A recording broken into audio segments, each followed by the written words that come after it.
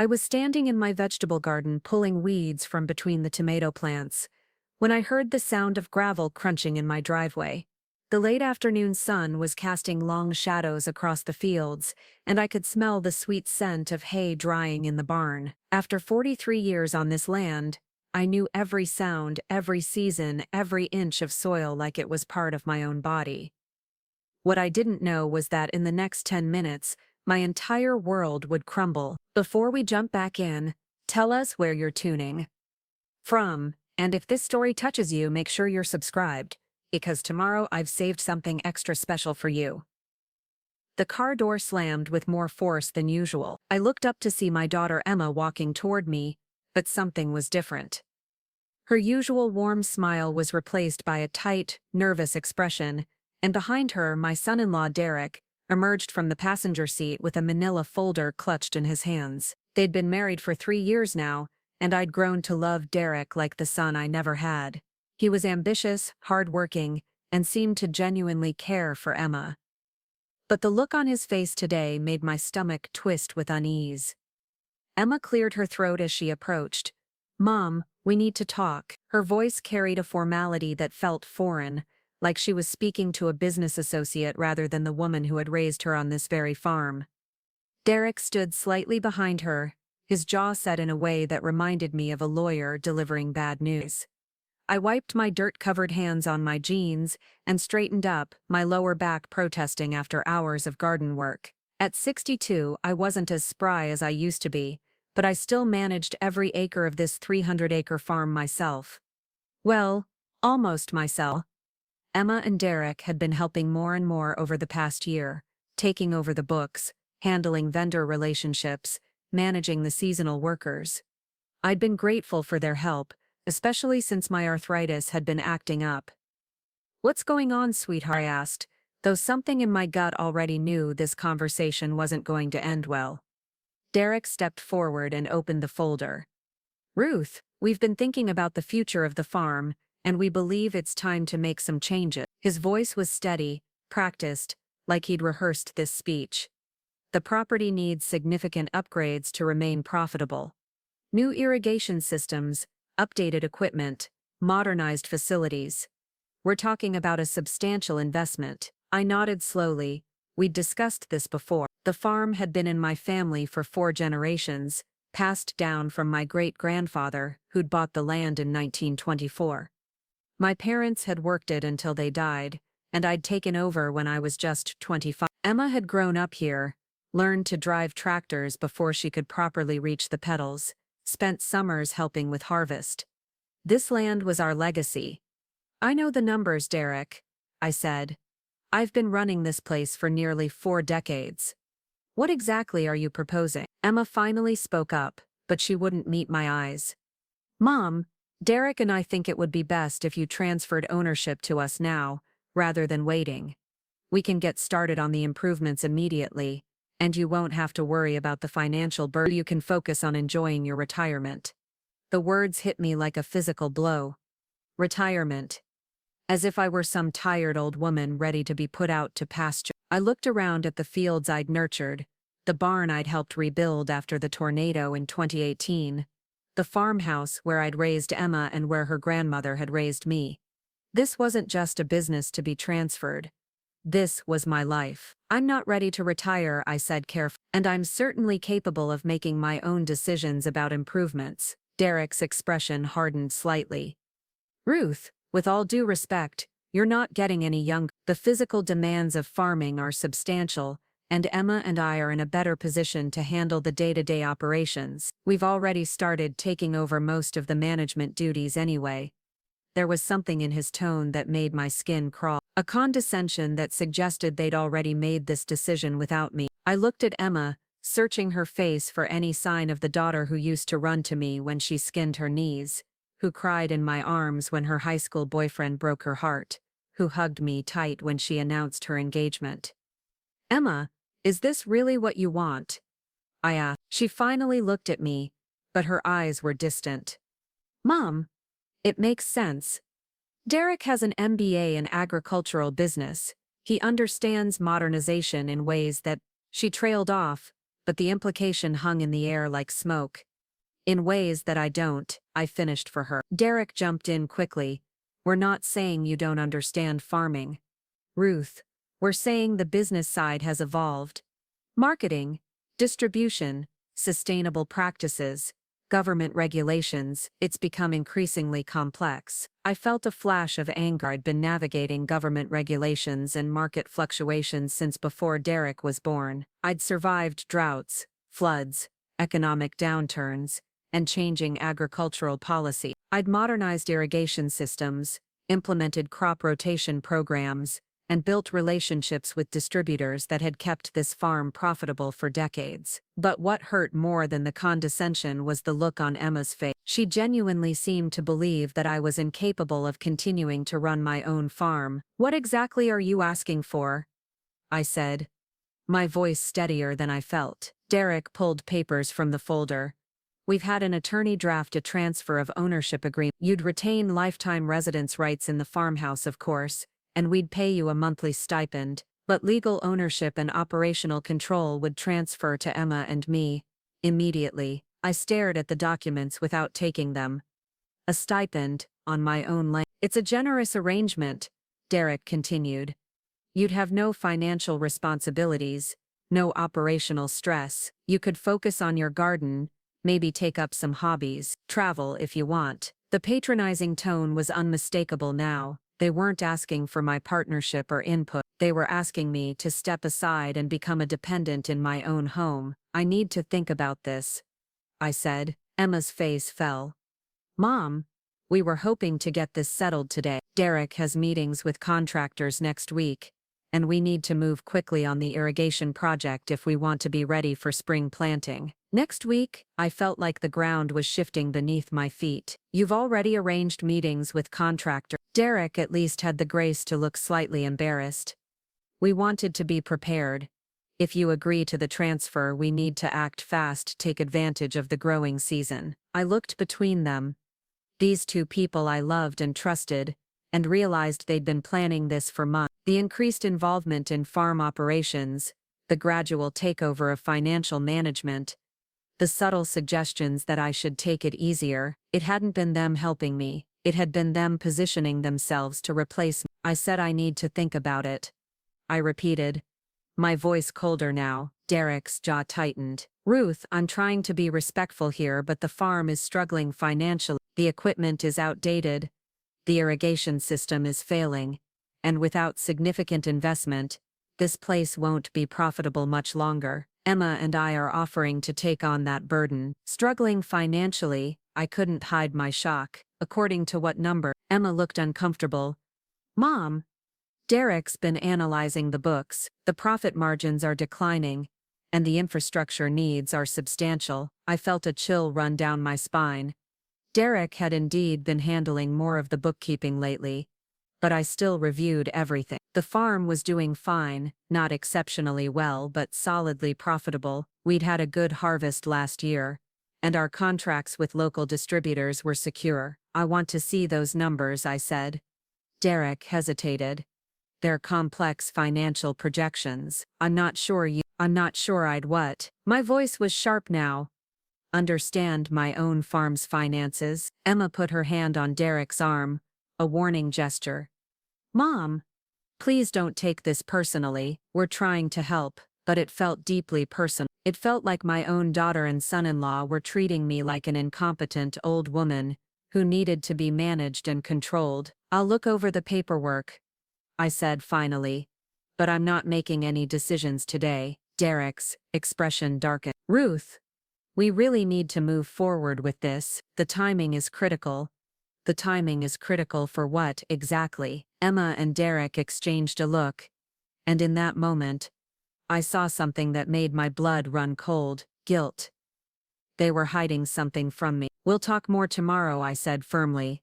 Right now, I need some time to process this. Derek looked like he wanted to argue, but Emma tugged on his sleeve. Okay, Mom.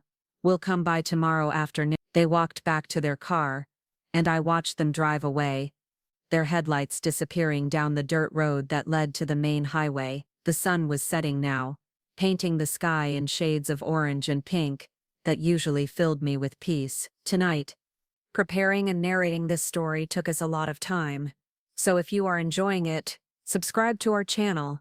It means a lot to us. Now, back to the story. They just looked ominous. I went inside the farmhouse and sat at my kitchen table, the same table where my mother had taught me to snap green beans, where I'd helped Emma with her homework, where I'd signed the papers to take out loans for new equipment and weathered every crisis this farm had faced. The silence felt different now, heavy with uncertainty. Something was wrong. Derek's urgency, Emma's evasiveness, the financial projections I hadn't seen. I walked to my home office, a small room off the kitchen where I kept all the farm records. Everything looked normal, but when I opened the filing cabinet where I kept the current year's financial documents, I noticed something strange. Several folders were thinner than they should have been. I pulled out the bank statements folder. It should have contained 12 months of statements, but there were only 8. The most recent 4 months were missing. I checked the tax documents folder. Several forms were gone. The vendor contracts folder was nearly empty. My hands started shaking as I realized what had been happening. Derek hadn't just been helping with the books. He'd been systematically removing documents from my files. I spent the next 3 hours going through every file, every folder, every document in my office. The pattern became clear. Derek had been taking original copies of financial records, contracts, and legal documents. What remained were incomplete files that would make it nearly impossible for me to prove the farm's actual financial status or my ownership of various assets. But Derek had made one crucial mistake. I'd been keeping backup copies of everything in a safety deposit box at the bank, a habit my father had taught me decades ago. The next morning, I drove to town and retrieved those documents. What I found made my stomach turn. The farm wasn't struggling at all. In fact, our profit margins had increased over the past 2 years, thanks largely to new contracts Derek had negotiated with organic food distributors. But according to the paperwork he'd shown Emma, we were barely breaking even. He'd been creating false financial reports, showing inflated expenses and reduced revenues. More disturbing were the documents I found that I'd never seen before. Derek had been using the farm's credit line to make purchases I knew nothing about, equipment that had never arrived, consulting services that had never been provided, improvement projects that had never been completed. Over the past 6 months, he'd siphoned nearly $40,000 from the farm's account. I sat in my car outside the bank, staring at the evidence of my son-in-law's betrayal. But what hurt even more was realizing that Emma had to know at least some of this. She'd been present for many of the conversations about farm finances. She'd signed some of the documents as a witness. My own daughter had been complicit in deceiving me. That afternoon, I called my attorney, James Morrison, who'd been handling my legal affairs for over 20 years. I explained the situation and faxed him copies of the evidence I'd found. "Ruth," he said after reviewing everything, "this is serious. What Derek's done constitutes fraud and embezzlement. You could press criminal charges. What about the transfer of ownership they want me to sign?" "Absolutely do not sign anything," he said firmly. "Based on what you've shown me, they're trying to force you off your own land using money they've stolen from you. This is elder abuse. Plain and simple, elder abuse." The words stung, but they were accurate. My own family was trying to manipulate me into giving up everything I'd worked for my entire life. "What are my options?" I asked. "Several," James replied. "We can file criminal charges against Derek for fraud and embezzlement. We can pursue civil action to recover the stolen funds, and we can ensure that your ownership of the farm is absolutely protected. But Ruth, I have to ask, are you prepared for this to destroy your relationship with Emma?" I closed my eyes, thinking about the little girl who used to ride on my shoulders through the cornfields, who helped me feed the chickens every morning, who promised she'd never leave the farm. That little girl was gone, replaced by a woman who was willing to steal from her own mother. "She made that choice when she decided to betray me," I said quietly. That evening, Emma and Derek returned as promised. I was waiting for them in the living room. The transfer documents, Derek had given me spread out on the coffee table along with the evidence I'd gathered. Emma smiled as they walked in. But Derek's expression was tense. He probably expected me to have signed the papers by now, eager to get this charade over with. "Hi, Mom," Emma said, settling onto the couch across from me. "Have you had a chance to review everything?" "Oh, I've reviewed quite a bit," I said calmly. "In fact, I've learned some very interesting things about our farm's finances." Derek's face went pale. "What do you mean?" I picked up the bank statements I'd retrieved from the safety deposit box. "I mean these statements, which show our actual financial position, quite different from the projections you showed Emma yesterday, aren't they?" Emma looked confused. "Mom, what are you talking about?" "I'm talking about the fact that Derek has been stealing from this farm for months," I said, my voice steady despite the rage building inside me. "I'm talking about false financial reports, forged documents, and embezzled funds." Derek started to stand up. "Ruth, I think there's been a misunderstanding." "Sit down," I said sharply. "The only misunderstanding was mine.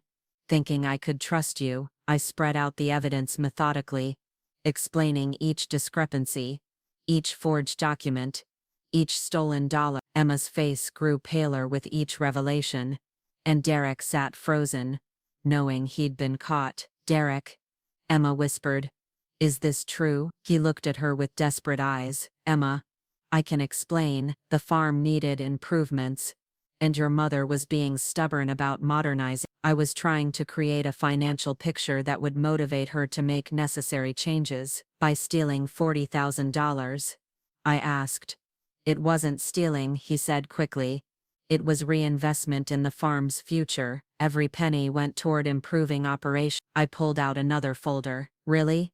Because I have receipts here for equipment that was never delivered, consulting services that were never provided, and improvement projects that exist only on paper." "Where exactly did that money go, Derek?" He couldn't answer, and Emma was staring at him like she'd never seen him before. "You lied to me," she said quietly. "You told me the farm was failing. You said Mom was being irresponsible with money. You made me believe she couldn't handle things anymore." "Emma, please." Derek reached for her hand, but she pulled away. "I was trying to protect our future. Your mother is getting older, and she's not equipped to handle modern agricultural business. I was trying to position us to take over before the farm really did start failing. By lying to both of us," Emma's voice was rising now, "by stealing from my mother, I was going to pay it back," Derek said desperately. "Once we took over operations, I would have made sure every dollar was accounted for." I felt a cold satisfaction watching his carefully constructed plan fall apart. "Unfortunately, Derek, that's not going to happen. You see, I've already spoken with my attorney and filed a police report. You're going to pay back every stolen dollar, and you're both going to leave this farm tonight." Emma's head snapped toward me. "Mom, you can't be serious. I'm your daughter. This is my home too." "Your home?" I stood up, 37 years of suppressed anger finally breaking free. "You stood in my garden yesterday and told me I was too old and incompetent to run my own farm. You tried to trick me into signing away everything I've worked for my entire life. You participated in a scheme to steal from me and manipulate me. This stopped being your home the moment you chose him over the woman who raised you." Emma started to cry. "Mom, I didn't know about the money. I thought Derek was trying to help. I thought you really were struggling, but you never asked me directly, did you?" I said.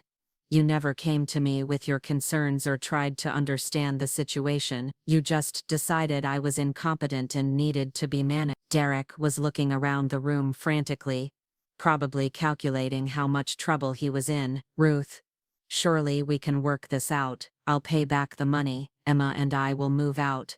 But you can't destroy our marriage over a misunderstanding." "I'm not destroying your marriage," I said quietly. "You did that yourself when you turned my daughter into an accomplice in elder abuse." Emma was sobbing now, but I felt no sympathy. The betrayal cut too deep, hurt too much. For months, They'd been planning to steal my life's work while pretending to care about my well-being. I want you both off this property within the hour, I said. Your personal belongings can be collected later, under supervision, but you're not spending another night under my roof. Derek stood up abruptly. Fine. But this isn't over, Ruth. You can't run this place forever. And when you fail, don't come crying to us for help. His mask had finally slipped completely, revealing the manipulative, entitled man he really was. Emma looked at him in shock, probably seeing him clearly for the first time. Get out, I said quietly. Both of you. Now. Emma stood up slowly, tears streaming down her face. Mom, please, can't we talk about this? I made a mistake, but I'm still your daughter. I looked at her, this woman I'd loved more than my own life, who'd been willing to steal that life away from me. You stopped being my daughter when you decided I was better off as a dependent in my own home. You'll always be the child I raised, Emma, but you're not my family anymore. She flinched like I'd struck her, but I felt no regret. They'd made their choice when they decided to betray me. Derek grabbed Emma's arm and pulled her toward the door. Come on, Em. We don't need this. We'll figure something else out. As they walked out, Emma turned back one more time. Mom, I love you. Please don't do this. I love you too, I said quietly. That's why this hurts so much. The door closed behind them, and I heard their car start up and drive away. The silence that followed felt different from the night before, not heavy with uncertainty, but clean with resolution. I walked through the farmhouse, turning off lights and checking locks. In Emma's old room, I found clothes in the closet, and photos on the dresser, evidence of the daughter who used to live here, before she became someone I didn't recognize. I didn't cry that night. I was too angry, too betrayed, too determined to protect what was mine. But as I lay in bed, listening to the familiar sounds of the farm settling around me, I realized something had fundamentally changed. I was alone now in a way I'd never been before. The next morning, I woke early as I always did, and went out to check on the animal. The routine was comforting, grounding me in the reality of what mattered. The chickens needed to be fed, the horses needed fresh water, the fence in the north pasture needed repair. This land, these animals, this life I'd built, it was real in a way that family loyalty apparently wasn't. My phone rang as I was finishing the morning chores. It was James Morrison. Ruth, I have an update on the legal situation. The police have agreed to pursue charges against Derek for embezzlement and fraud. We should be able to recover most, if not all, of the stolen money. But there's something else you need to know. What? Derek has hired his own attorney, and they're claiming the money was taken with your implied consent as part of farm improvements. They're also suggesting you're not mentally competent to manage your affairs. I felt my jaw clench. They're trying to claim I'm senile. It's a common defense in elder abuse cases. They'll argue that you were confused about finances, and that Derek was acting in your best interests. It's nonsense, of course, but we need to be prepared for a fight. Then we'll fight, I said simply. I'm not letting them steal my farm and my reputation. Good. I'm also recommending we file a restraining order to keep them off the property. If they're willing to claim mental incompetence, they might try other tactics. Within hours of filing the restraining order, Emma called me, crying hysterically. Mom, you can't do this. You're my mother. I have nowhere else to go. You have a husband, I said coldly. Figure it out. Derek says we can't afford our own place right now because of the legal fees. Mom, please, I'm begging you. I made a mistake, but I'm trying to make it right by supporting his claim that I'm mentally incompetent. There was silence on the other end of the line. You are supporting it, aren't you? I continued. You're going to testify that your poor old mother is losing her mind and can't take care of herself. Mom, it's not like that. I hung up. That afternoon, a sheriff's deputy came to serve the restraining order paper. He found Derek and Emma parked at the end of my driveway, apparently trying to work up the courage to approach the house. Ma'am, the deputy told me afterward, They wanted me to tell you they're staying at the Motel 6 in town if you change your mind about talking. I didn't change my mind. 3 days later, Derek's attorney called my attorney with a settlement offer. Derek would pay back half the stolen money and agree to stay away from the farm in exchange for dropped charges. In return, I would agree to a psychological evaluation to determine my competence to manage my affairs. What did you tell them? I asked James. I told them to go to hell, he said cheerfully, but in more professional language. Good. The case moved forward, and Derek's desperation became more apparent. He started calling my neighbors, telling them I was having memory problems and might be dangerous to myself. He contacted my doctor's office, claiming to be concerned about my mental health. He even called the county social services department to report a vulnerable adult in need of assistance. But Derek had underestimated me and overestimated his own intelligence. Every phone call, every false report, every attempt to manipulate the situation only strengthened my case against him. My attorney documented everything as evidence of harassment and continued abuse. The breakthrough came when my neighbor Tom Bradley called to tell me about a strange conversation he'd had with Derek. Ruth, that son-in-law of yours stopped by yesterday asking a lot of questions about your farm. Wanted to know about property values, what kind of offers you might have gotten from developers, whether you'd ever mentioned selling. When I told him you'd never said anything like that, he started hinting that you might not be thinking clearly anymore. What did you tell him? I told him you were sharper than most people half your age, and that he should mind his own business. But Ruth, he seemed real interested in the development angle, kept asking about that new shopping center they're building over in Millfield. After Tom left, I sat thinking about his words. Millfield was only 20 miles away, and the shopping center he mentioned was part of a larger development project that had been expanding outward from the city. I'd heard rumors that developers were looking for land in our area, but I'd never been approached directly. I called James Morrison. James, I need you to do some research for me, find out if there have been any recent inquiries about developing land in this area. Specifically, find out if anyone has been asking about my farm. He called back the next day with news that made everything click into place. Ruth, you're not going to believe this.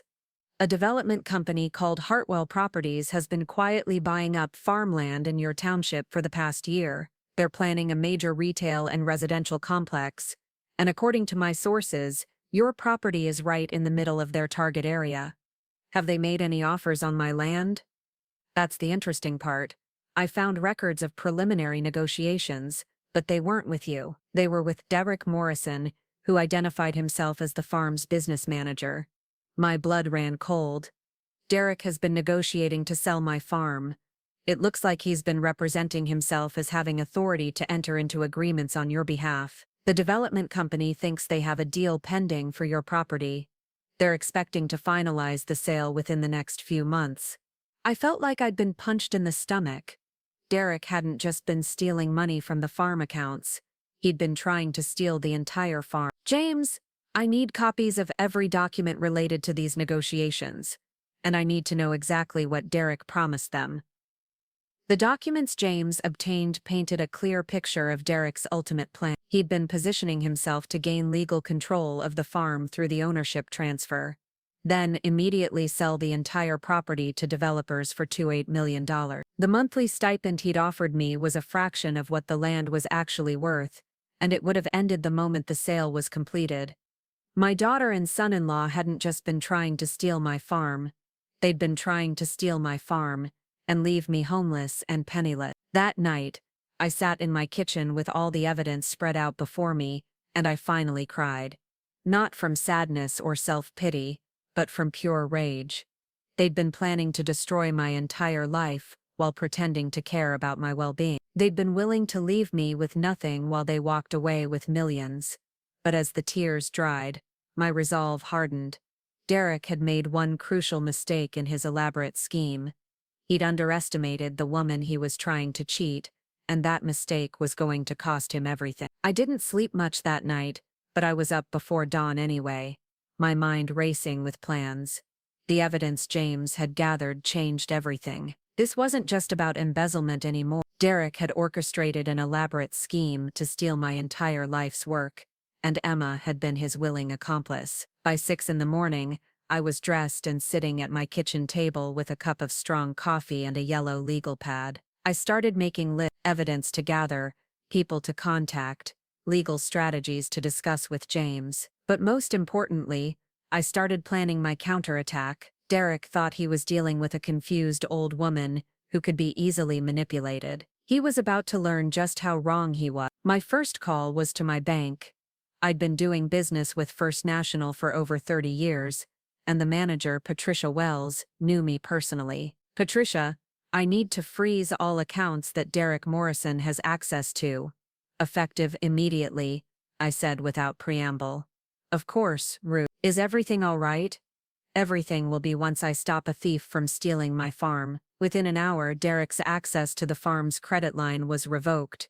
His signature was removed from all accounts, and any pending transactions he'd initiated were flagged for review. I also opened a new account that only I could access and transferred the farm's operating funds there. My second call was to every vendor, contractor, and service provider Derek had been working with. "This is Ruth Davis from Willowbrook Farm," I said to each one. "I'm calling to inform you that Derek Morrison no longer has authority to make purchases or enter into contracts on behalf of this farm. Any agreements you have with him are void, and any work performed without my direct authorization will not be paid for." The responses were illuminating. 3 contractors admitted they'd been planning to start projects Derek had approved but I'd never heard of. 2 equipment suppliers had orders on file that Derek had placed using the farm's credit. 1 landscaping company had been hired to improve the property's curb appeal in preparation for what Derek had described as a potential sale. Each conversation confirmed what I already knew. Derek had been systematically preparing to steal and sell my farm while keeping me completely in the dark. But the most revealing call came when I contacted the development company directly. "Hartwell Properties, this is Jennifer speaking. This is Ruth Davis, owner of Willowbrook Farm. I understand you've been in negotiations regarding my property." There was a pause. "Oh, Mrs. Davis," Mr. Morrison said, "you might call." He explained that you've been having some difficulties understanding the business arrangements. My jaw clenched. "Mr. Morrison has been lying to you. He has no authority to negotiate any sale of my property. I am the sole owner of this farm. I am mentally competent, and my property is not for sale." Another pause. Longer this time. "I think there may be some confusion here. Miss Morrison has been representing himself as your business manager with power of attorney. We have documents, forged documents," I interrupted. "Mr. Morrison is my son-in-law, and he's currently under investigation for fraud and embezzlement. Any agreements you think you have with him are invalid." The woman's voice became very careful. "Mrs. Davis, perhaps we should schedule a meeting to clarify the situation." "There's nothing to clarify. My farm is not for sale, will not be for sale, and anyone who attempts to claim otherwise is committing fraud. I suggest you consult with your legal department." I hung up feeling grimly satisfied. Derek's house of cards was starting to collapse. That afternoon, Emma called again. Her voice was different this time, less pleading and more desperate. "Mom, please, you have to talk to me. Derek says you're trying to ruin our lives." "I'm protecting my life," I replied, something Derek should have considered before he decided to steal it. "It's not stealing if he was trying to help you. Help me by leaving me homeless and penniless while he walked away with millions." That's an interesting definition of help. What are you talking about? Derek never said anything about millions. I felt a flicker of doubt. Was it possible Emma really didn't know about the development deal? "Emma, did Derek ever mention that developers wanted to buy this farm?" "No. He just said the farm needed improvements and that you were being stubborn about making changes, and you believed him instead of talking to me directly." Emma's voice faltered. "He said you were getting defensive about your age and that bringing it up would hurt your feelings. So you decided to ambush me with a demand that I sign over my property. We thought it would be easier if we presented it as a complete plan to steal my farm." "It wasn't stealing." Emma's voice rose. "We were trying to take care of you by lying to me, manipulating me, and stealing from me. Derek said the money was just temporary. Emma, stop. I cut her off. Derek has been negotiating to sell this farm to developers for nearly $3 million. He's been planning to take ownership from me, and then immediately sell everything. The monthly stipend he offered me would have ended the moment the sale closed. He was planning to leave me with nothing. The silence on the other end of the line stretched so long I thought the call had been dropped. Emma, that can't be true, she whispered. It is true. I have documentation of his negotiations with Hartwell Property. He's been representing himself as my business manager and promising them he could deliver the sale. But he told me, he said we would live here and run the farm together. He lied to you too, Emma, just like he lied to me. I heard her start to cry, and for a moment, my anger softened. Emma had been manipulated just as much as I had, though she'd been a willing participant in my manipulation. Mom, I didn't know. I swear I didn't know about any development deal. But you knew about the embezzlement. I knew Derek was moving money around, but he said it was for improvement. He showed me receipts and invoices, fake receipts and invoices. I didn't know they were fake, because you didn't want to know, I said quietly. You wanted to believe your husband was a brilliant businessman who could solve all our problems. You wanted to believe I was too old and confused to handle my own affairs. It was easier than admitting that you'd married a con man. Don't say that, Emma. I love you. I will always love you. But you chose to participate in stealing from me, rather than having an honest conversation about your concerns. You chose Derek's version of events over your own mother's competence. Those choices have consequences. What do you want from me? I admitted I made a mistake. I said I was sorry. I want you to do the right thing. I want you to testify truthfully about what Derek did. I want you to stop supporting his claims that I'm mentally incompetent. I want you to help me prove that he's a thief and a liar. He's my husband, and I'm your mother, or I was, until you decided I was better off as your dependent than as your parent. Emma was crying harder now. I can't testify against Derek. It would destroy our marriage. Derek destroyed your marriage when he lied to you about his real plans for this farm. I'm just the messenger. Please, Mom, there has to be another way. There is, I said.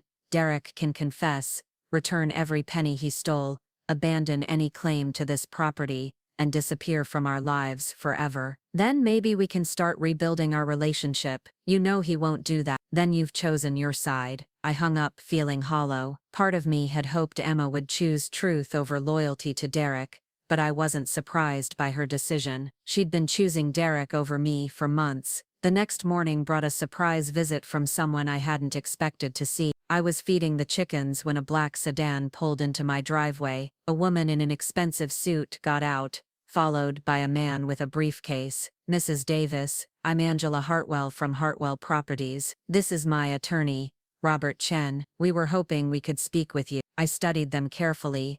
Angela Hartwell was probably in her 50s, with silver hair and sharp eyes. She looked like someone accustomed to getting what she wanted. I believe I made my position clear on the phone yesterday, I said. You did, and that's why we're here. We need to understand exactly what's been happening. I gestured toward the farmhouse. Come inside, but I'm warning you up front. This farm is not for sale at any price. We sat in my living room, and Angela got straight to the point. Miss Davis, if what you told us yesterday is true, then Derek Morrison has been defrauding both you and us. We've invested significant time and money in due diligence based on his representations. What kind of representations? Robert Chen opened his briefcase and pulled out a folder. He provided us with what he claimed were financial records, showing the farm was failing. He showed us a power of attorney document giving him authority to act on your behalf. He even had what appeared to be your signature on a preliminary sales agreement. I looked at the documents they showed me, and my blood boiled. Derek had forged my signature on multiple papers, created fake financial statements, and even fabricated a power of attorney document. None of this is legitimate.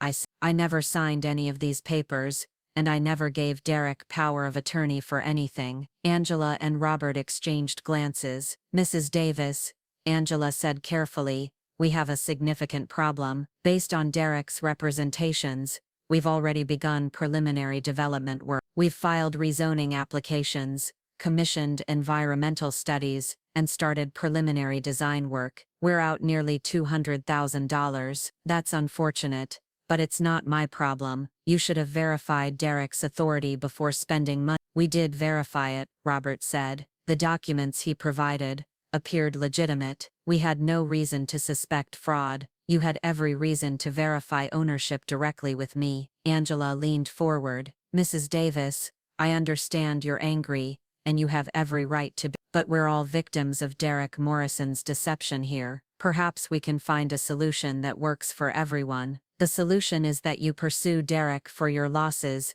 and leave me alone. We intend to pursue Derek, Robert said, but given our investment in this project, we'd like to explore whether you might be interested in a legitimate sale. I already told you, this farm is not for sale. We understand you've been farming this land for decades, Angela continued. But at your age, surely you've considered retirement. We're prepared to offer you significantly more than Derek was planning to steal, fair market value plus a substantial premium. I stood up abruptly. My age. You're the second group of people this week to suggest I'm too old to handle my own affairs. Let me be very clear. I am 62 years old. I am in excellent health. I am mentally sharp, and I am perfectly capable of running this farm for another 20 years if I choose to. Your con-man son-in-law may have convinced you that I'm some doddering old woman ready to be warehoused, but you're wrong. Angela raised her hands in a placating gesture. I apologize. I didn't mean to suggest. Yes, you did. You absolutely did. You came here assuming that once Derek's scheme fell apart, you could manipulate me into selling by suggesting retirement was inevitable. Well, here's what's inevitable. Derek is going to prison for fraud. You're going to lose the money you spent on illegal preliminary work, and my farm is going to stay exactly where it is. Robert tried a different approach. Mrs. Davis, we understand your attachment to this land. What if we structured a deal that allowed you to retain a portion of the property, perhaps the farmhouse and a few acres for your personal use? What part of not for sale don't you understand? Angela's friendly demeanor slipped slightly. Miss Davis, with all due respect, development in this area is inevitable. If not us, it will be someone else. You're sitting on prime real estate that's only going to become more valuable. Wouldn't you rather deal with a reputable company that's willing to negotiate fairly? Are you threatening me? Not at all. I'm simply pointing out economic reality. Here's reality, I said, walking to the door and opening it. This farm has been in my family for 4 generations. My great-grandfather built this life from nothing. My grandparents and parents preserved it through the Depression and 2 wars, and I've spent 40 years making it thrive. It will take more than some developers and a con-man son-in-law to separate me from my legacy. They left, but not before Angela handed me her card. If you change your mind, Mrs. Davis, please call me. We can make this worth your while. After they were gone, I called James Morrison immediately. James, I just had a visit from Hartwell Property. They're trying to buy the farm legitimately now, but they're also making it sound like development is inevitable, whether I sell or not. That's a common pressure tactic. What did you tell them? I told them to go to hell, but more politely than Derek's settlement offer. James chuckled.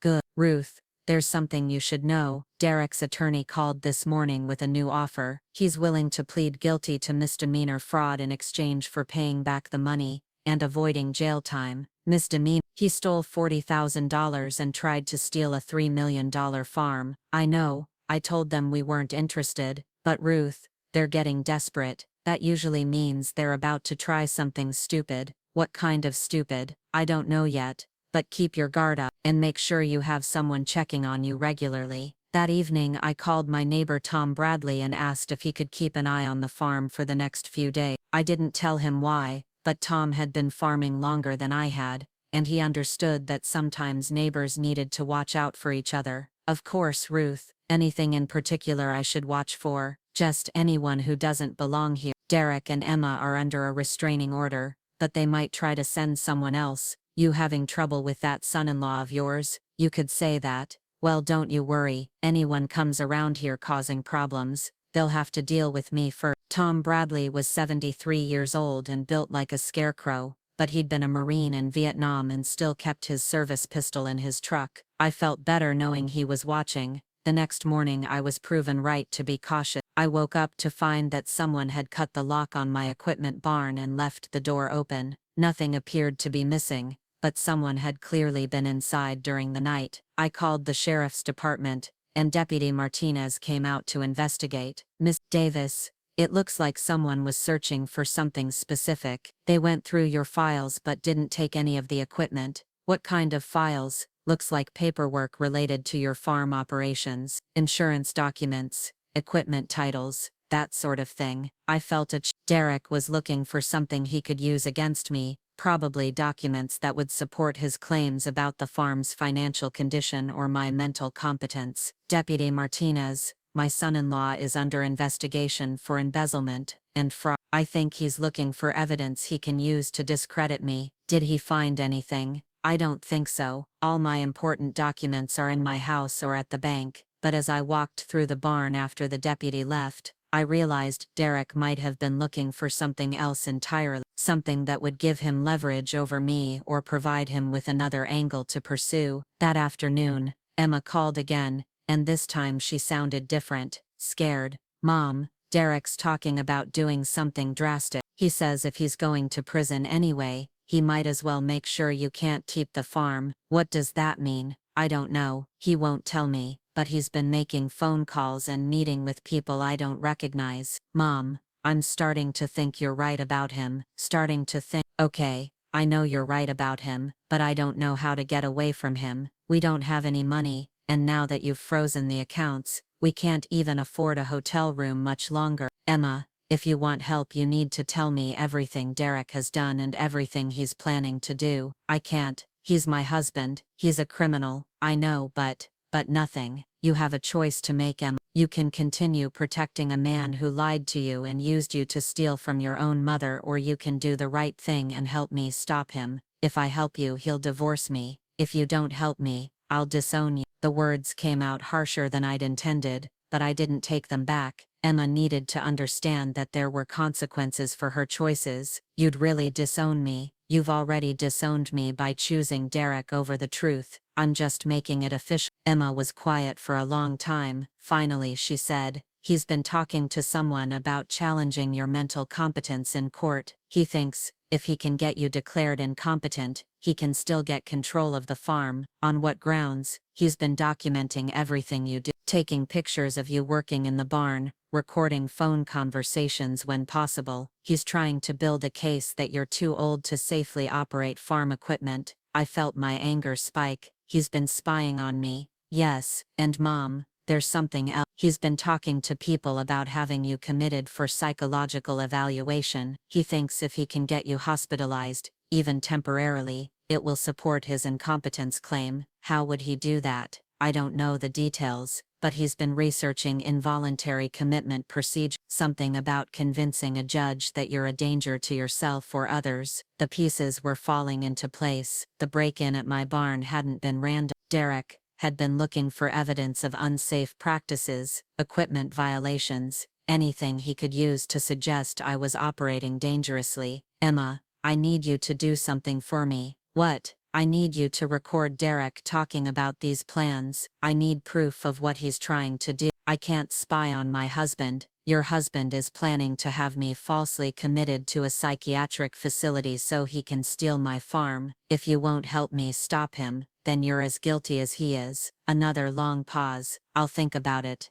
Emma finally said. Don't think too long. If Derek succeeds in having me committed, you'll never see me again, and you'll spend the rest of your life knowing you helped a thief destroy your own mother. That night, I sat in my kitchen, making plans of my own. Derek wanted to play games, fine, but he was about to learn that I'd been playing this game longer than he'd been alive. I called James Morrison at home. James, I need you to arrange something for me. I want a comprehensive psychological evaluation by the most respected psychiatrist you can find. I want it done immediately, and I want the results documented, so thoroughly, that no one can ever question my mental competence. That's a good idea, Ruth. It will preempt any claims Derek might make. I also want you to hire a private investigator. I want Derek followed 24 hours a day. I want to know who he talks to, where he goes, and what he's planning. That's expensive. I don't care. Derek thinks he's playing chess, but he's about to find out he's been playing checkers with a chess master. The psychological evaluation took place 2 days later.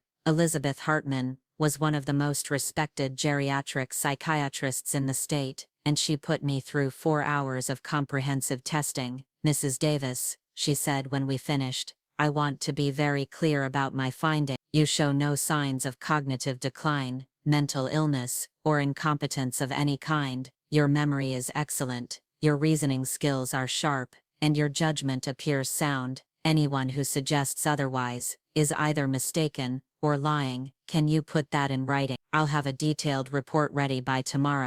And Mrs. Davis, if anyone tries to use your age against you in court, I'll be happy to testify on your behalf. The private investigator James hired was a former police detective named Sarah Coleman. She started following Derek immediately, and her first report made my blood run cold. Derek had been meeting with a man named Vincent Torres, who ran what Sarah described as a consulting firm that specialized in elder care advocacy. But when Sarah dug deeper, she discovered that Torres had been investigated multiple times for insurance fraud and had connections to several nursing homes that had been cited for patient abuse. Mrs. Davis, Sarah told me during our first meeting, I think Derek is planning to have you declared incompetent and then placed in one of Torres's affiliated facilities. Once you're committed, Derek would have a much easier time gaining control of your assets. Can he really do that? If he can convince a judge that you're a danger to yourself, yes. The process is designed to protect vulnerable adults, but it can be abused by people who know how to work the system. What kind of evidence would he need? Documented incidents of unsafe behavior, testimony from people who claim to be concerned about your welfare, medical evidence of declining health. It doesn't have to be true. It just has to be convincing. I thought about the break-in at my barn, the meetings with unknown people, Emma's warnings about Derek documenting my activities. He's been building a case against me, it looks that way, but Mrs. Davis, the fact that you're aware of what he's doing gives us a significant advantage. We can prepare a defense, and we can also gather evidence of his fraudulent intentions. What do you need me to do? Keep doing exactly what you've been doing. Run your farm, live your life, document everything. The more normal and competent you appear, the harder it will be for Derek to convince anyone otherwise. And what will you do? I'm going to find out exactly what Derek and Torres are planning, and then we're going to stop them. Over the next week, Sarah's surveillance revealed the full scope of Derek's plan. He'd been meeting regularly with Torres and 2 other men who worked for a company that provided intervention services for families dealing with elderly relatives who refused help. The plan was elegant and vicious. Derek would file for emergency guardianship, claiming I was suffering from dementia and posed a danger to myself and others. As evidence, he would present documentation of unsafe farming practices, testimony from concerned neighbors who were actually Torres's associates, and medical records that had been carefully misinterpreted to suggest cognitive decline. Once I was declared incompetent, Derek would have me committed to a facility owned by one of Torres's partners. The farm would be sold to pay for my care, with Derek taking a substantial commission as my guardian. I would disappear into the system, drugged and isolated, while Derek walked away with millions. It was a plan that had apparently worked before. Sarah's investigation revealed that Torres had been involved in similar schemes targeting elderly property owners across 3 states. Miss Davis, Sarah told me, this is bigger than just Derek stealing your farm. This is an organized operation that targets vulnerable seniors. I'm not vulnerable, no you're not, but Derek has been positioning you to appear vulnerable. The break-in at your barn, the financial manipulations, even his attempts to isolate you from Emma. It's all been designed to create a paper trail that supports an incompetence claim. So what do? We turn the tables. Instead of waiting for Derek to make his move, we make ours first. Sarah's plan was simple but effective. We would let Derek proceed with his scheme just far enough to gather evidence of conspiracy and fraud, then we would spring our trap. The first step was to let Derek think his plan was working. I started making small mistakes around the farm, nothing dangerous but enough to make it appear that I might be having minor difficulties. I left a gate open one day, forgot to turn off a water spigot another day, and made sure Derek's surveillance would document these incidents. Meanwhile, Sarah was documenting every meeting Derek had with Torres and his associates. She photographed them together, recorded their conversations when possible, and tracked their financial transactions. The breakthrough came when Sarah managed to get close enough to Torres's office to plant a listening device. The conversation she recorded was everything we needed. "Derek, you need to move faster," Torres was saying. "The longer this drags out, the more chance she has to figure out what's happening." "I'm building a solid case," Derek replied. "I've got documented incidents, financial records showing she can't manage money, and I'm working on getting medical testimony." "What about the daughter?" "Emma's on board. She's scared of her mother's deteriorating condition and wants what's best for her." "Good. Once we get the guardianship, how quickly can we move on the property?" "The developers are ready to close as soon as I have legal authority. We're talking about a 3-week timeline from commitment to sale, and the old woman will be safely tucked away where she can't cause any more trouble." They were talking about me like I was already dead, like I was just an obstacle to be removed rather than a human being with rights and dignity. But they'd made a crucial mistake. They'd assumed I was hopeless, and they'd underestimated my determination to protect myself and my farm. The next morning, I called James Morris. "James, it's time to act. I want Derek arrested for conspiracy to commit fraud, and I want Vincent Torres and his associates arrested as accessories. Do we have enough evidence? We have recordings of them planning to falsely commit me and steal my farm. If that's not enough, I don't know what is. I'll contact the district attorney's office immediately. And James, I want this to be very public. I want everyone to know what Derek tried to do. Are you sure about that? It will be embarrassing for Emma." Emma chose her side. Now she can live with the consequences. The arrests happened simultaneously. Derek was taken into custody at the motel where he and Emma were staying. Torres and his associates were arrested at their office downtown. The charges included conspiracy to commit fraud, elder abuse, and attempted theft of property. Emma called me an hour later, hysterical. "Mom, they arrested Derek. They're saying he tried to have you committed." "That can't be true." "It's absolutely true. Derek was planning to have me falsely declared incompetent so he could steal my farm and have me locked away in a nursing home. But he loves me. He wouldn't do something like that." "Derek loves money. Emma, you were just a convenient way to get access to mine." "I don't believe you." "Then you're even more naive than I thought." I hung up and sat in my kitchen, feeling oddly calm. The immediate threat was over. Derek was in jail. His conspiracy had been exposed, and my farm was safe. But the real test was still to come. Derek would eventually be released on bail, and he would undoubtedly try one last desperate gambit to save himself. I needed to be ready for whatever came next. That evening, Angela Hartwell called me. "Mrs. Davis, I just heard about Derek's arrest. On behalf of Hartwell Properties, I want to apologize for our involvement in this situation. Your involvement was voluntary. No one forced you to deal with a man who had no authority to sell my property. You're right, and we accept responsibility for our poor due diligence. However, I'm calling to let you know that we're withdrawing our development plans for this area entirely." I was surprised. "Why?" "Frankly, this has become a public relations nightmare. Our company name is now associated with an elder abuse scandal. We're cutting our losses and moving on." "Good.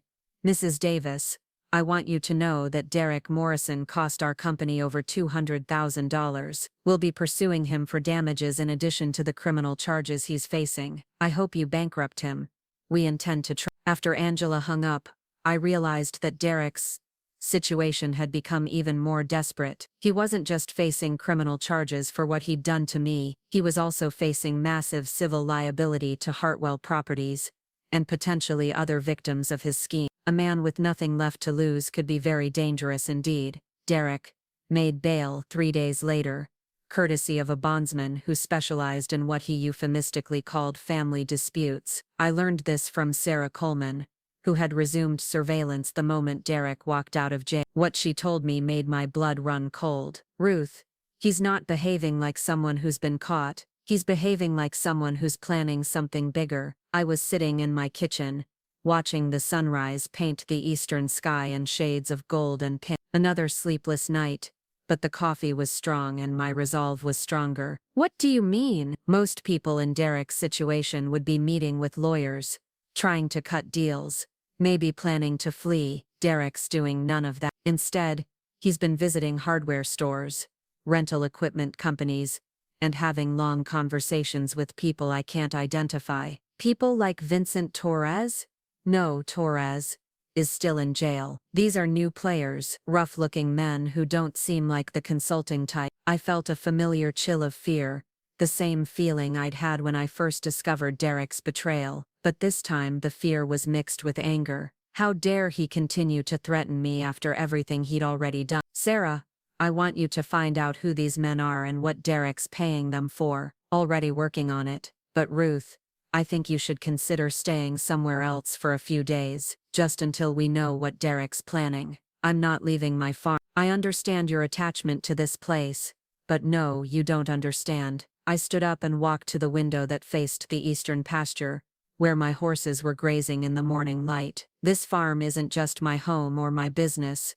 It's my identity. It's 4 generations of my family's blood, sweat, and dreams. If I run away now, I'll be proving Derek was right about me being too weak to protect what's mine. Sarah was quiet for a moment. Then we'll make sure you're protected. How? Leave that to me. That afternoon, I had an unexpected visitor. Emma appeared at my front door looking haggard and desperate. She'd lost weight. Her clothes were wrinkled and her eyes were red from crying. Mom, please, I need to talk to you. Against my better judgment, I let her in. She sat on the edge of my couch like she was ready to bolt at any moment. Derek's lost his mind, she said without preamble. Ever since he got out of jail, he's been talking about making you pay for ruining his life. He says if he's going to prison anyway, he might as well finish what he started. What does that mean? I don't know exactly, but he's been meeting with scary people. Men who look like they've been in prison themselves. And Mom, he's been drinking. A lot. He's not thinking clearly. I studied my daughter's face, looking for signs of deception, but all I saw was genuine fear. Emma, if you're really concerned about Derek's behavior, why are you still with him? Where would I go? I don't have any money, no job, no friends who aren't his friends, and Mom, I'm pregnant. The words hit me like a physical blow. Pregnant. 8 weeks. I found out the day after Derek was arrested. Tears started flowing down her cheeks. I don't know what to do. Derek doesn't even know yet. With everything that's happened, I haven't found the right time to tell him. I felt my maternal instincts warring with my anger and hurt. This was my grandchild. Emma was carrying an innocent life that didn't deserve to be caught up in Derek's schemes. Emma, if you're really afraid of Derek, you can stay here. I can't. He'd never forgive me. Derek's forgiveness should be the least of your concerns right now. You don't understand. I love him. Even after everything, I still love him. You love the man you thought he was. The real Derek is a criminal who was planning to have me falsely committed to steal my farm. Maybe there's an explanation. Stop. I held up my hand. Emma, I'm going to say this once, and I want you to listen carefully. Derek Morrison is dangerous. He's desperate. He's angry, and he's facing decades in prison. Desperate men do desperate things. If you stay with him, you're putting yourself and your baby at risk. He wouldn't hurt me. 6 months ago, you would have said he'd never steal from me either. Emma wiped her eyes with the back of her hand. Mom, what if I could convince him to confess, to plead guilty and take whatever plea deal they offer him? Would you consider dropping the charges? No. Please, think about your grandchild. I am thinking about my grandchild. That baby deserves better than a father who's a thief and a con man, and you deserve better than a husband who would use you to steal from your own mother. Emma stood up abruptly. Fine. I tried to reason with you, but you're too stubborn and vindictive to see past your own anger. I'm vindictive. Emma, your husband tried to have me locked in a mental institution so he could steal everything I've worked for my entire life. If wanting justice for that makes me vindictive, then I'll wear that label proudly. You're going to destroy our family. Derek destroyed our family the moment he decided I was worth more to him dead than alive. Emma stormed out, slamming the door hard enough to rattle the window. I watched her drive away and wondered if I'd ever see her again, or if I'd want to. That evening, Sarah called with disturbing news. Ruth, I've identified the men Derek's been meeting with. They're not consultants or advisors, they're criminals. Specifically, they're known associates of a man named Marcus Webb, who runs an arson-for-hire operation. My mouth went dry. Arson, it's a common insurance fraud scheme. Someone torches a property, collects the insurance money, and disappears. But in Derek's case, I don't think he's planning to collect insurance. Then what's the point?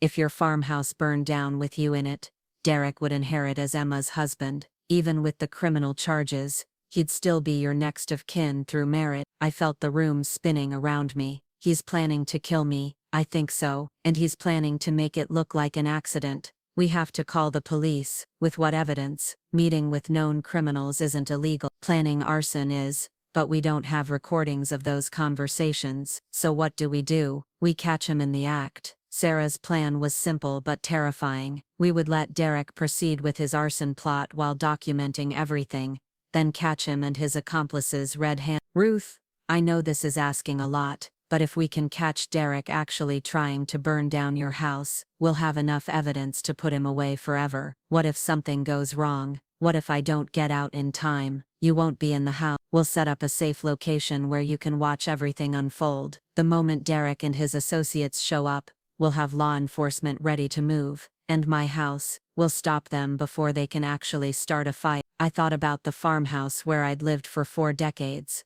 where I'd raised Emma, where my parents had lived before me. The idea of risking it, even for justice, made me feel sick. There has to be another way. Ruth, if we don't stop Derek now, he'll just try again. Maybe not arson next time, maybe something even worse. As long as he's free and desperate, you'll never be safe. I knew she was right, but the thought of deliberately putting myself in danger went against every survival instinct I had. How long do we have to decide? Not long. My surveillance suggests Derek's planning to move within the next few days, probably this weekend when there are fewer people around to witness anything. I spent that night walking through every room of my farmhouse, touching surfaces and remembering moments. This was where I'd nursed Emma through chickenpox, where I'd celebrated Christmas mornings, where I'd mourned my parents' deaths. Every corner held memories, and the thought of Derek destroying all of it in pursuit of money made my rage burn white hot.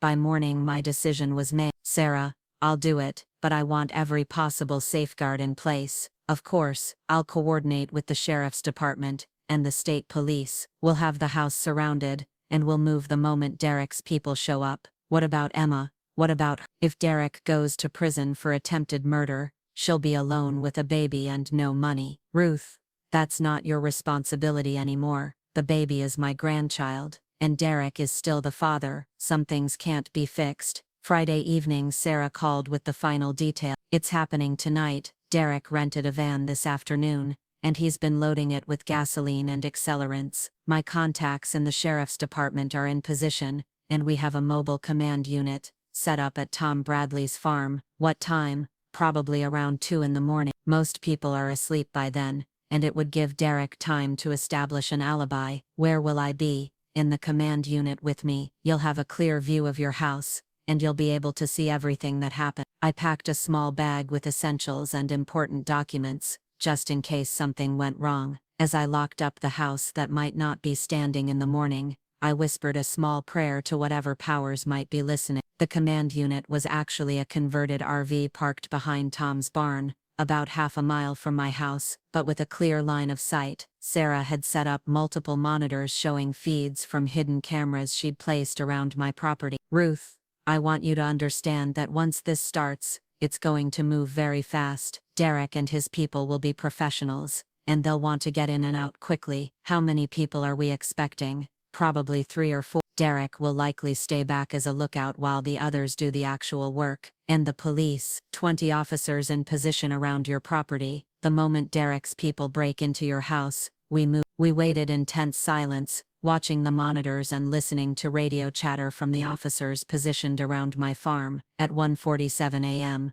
Sarah suddenly leaned forward. There. Dark van coming up your driveway with headlights off. I watched my own property on a monitor like it was a movie, except this movie could end with my life's work burning to the ground. The van stopped about 50 yards from my house, and 3 figures got out. I don't see Derek.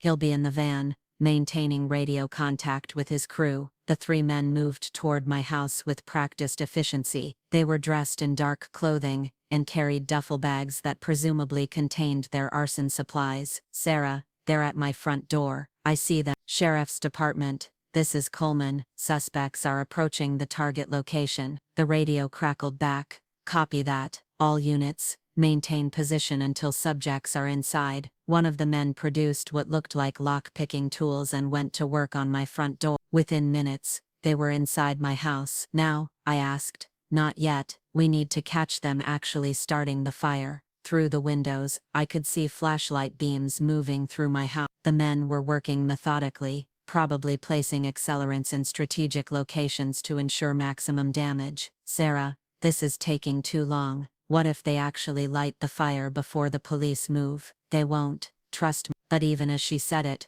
I saw a flicker of flame through my kitchen window. They've started the fire. I grabbed Sarah's arm. All units, move now, Sarah shouted into her radio. Suspects have initiated arson. Move, move. Suddenly, my property was flooded with light. As police vehicles converged from multiple directions, spotlights illuminated the area like daylight, and I could hear officers shouting commands through megaphone. The three men inside my house came running out, but they were immediately surrounded by armed officers. Two surrendered immediately, but the third tried to run and was tackled in my front yard. What about Derek? I asked. Sarah pointed to another monitor showing the van. Still there. He hasn't moved. But even as she spoke, the van's engine started, and it began backing down my driveway. He's running. Sarah grabbed her radio. Suspect vehicle fleeing south on County Road 47. Dark van. License number. She rattled off the plate number she'd memorized earlier. In pursuit, came the radio response. Through my kitchen window I could see flames growing brighter. Sarah, my house is really burning. Fire department's already en route. They'll have it under control in minutes. She was right. Within 5 minutes, fire trucks arrived and began dousing the flames. The damage was confined to my kitchen and part of the living room. Significant, but not devastating. The radio crackled again. Command, this is Unit 7. We have the van stopped about 2 miles south of the target location. Driver in custody. Derek, I asked. Has to be. Ruth, we got them all. I slumped back in my chair, adrenaline leaving my system, and exhaustion taking its place. It was over. Derek's final gambit had failed, and this time there would be no bail, no plea deals, no second chances. Sarah, I want to see my house. The fire department hasn't cleared it yet. I don't care. I need to see what Derek tried to destroy. 20 minutes later, I was standing in what remained of my kitchen, surrounded by the smell of smoke and melted plastic. The damage was extensive but not total. The structure was sound, and most of my house was untouched. Sheriff Tom Martinez found me standing in my living room, surveying the water damage from the fire hoses. Mrs. Davis, I'm sorry about the mess, but it could have been much worse. I know. Thank you for acting so quickly, ma'am. Derek Morrison and his 3 accomplices are in custody. They're looking at charges of attempted arson, attempted murder, conspiracy, and about a dozen other felonies. With their prior records, they're going away for a very long time. What about Em? She wasn't involved in tonight's activities, but Mrs. Davis, she's been staying at the motel with Derek. When we arrested him, she was there. My heart sank. Despite everything, I'd hoped Emma would have the sense to distance herself from Derek before he destroyed himself completely. Is she under arrest too? No, but she's pretty upset. She's asking to see you. I thought about my daughter, pregnant and alone, probably scared out of her mind. Despite everything she'd done, despite all the betrayal and manipulation, she was still my child. Where is she now? At the police station. She's not in custody, but she has nowhere else to go. I looked around my damaged house, at the life Derek had tried to destroy, and made a decision that surprised even me. Bring her here. Mrs. Davis, are you sure? After everything, she's carrying my grandchild. And right now, that baby is all that matters. Emma arrived an hour later, escorted by a female deputy. She looked broken, hollow-eyed and shaking. When she saw the damage to the house, she burst into tears. Mom, I'm so sorry. I had no idea Derek was planning this. I thought he was just meeting with lawyers. Emma, your husband tried to burn down my house with me in it. This goes beyond anything we've been through before. I know, and I can't defend him anymore. But Mom, I'm scared. I'm pregnant. I have no money. And now Derek's going to prison. I don't know what to do. I looked at my daughter, really looked at her and saw past the betrayal to the frightened young woman who needed help. She'd made terrible choices, but she was still my blood. Emma, I'm going to offer you something, but there are conditions. Anything. You can stay here while you get back on your feet. I'll help you through the pregnancy and with the baby. But you have to testify against Derek. You have to tell the truth about everything he did, everything he planned, and you have to cut all contact with him permanently. Mom, he's my husband. He's a criminal who tried to murder me.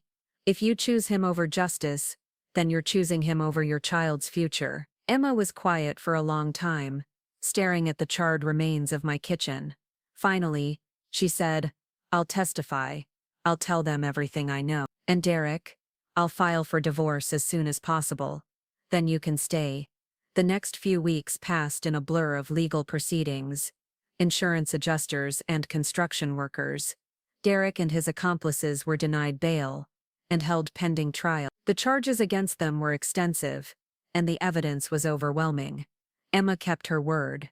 She testified before the grand jury about Derek's financial manipulations, his plans to steal the farm, and his conversations about neutralizing me as an obstacle. Her testimony, combined with Sarah's surveillance evidence and the physical evidence from the arson attempt, made Derek's conviction inevitable. The trial took place 6 months later. Derek's attorney tried to claim that his client had been driven to desperation by my vindictive pursuit of criminal charges for what he characterized as a family disagreement. But the evidence was too strong, and Derek's own recorded conversations with Vincent Torres and the arson conspirators made his intentions clear.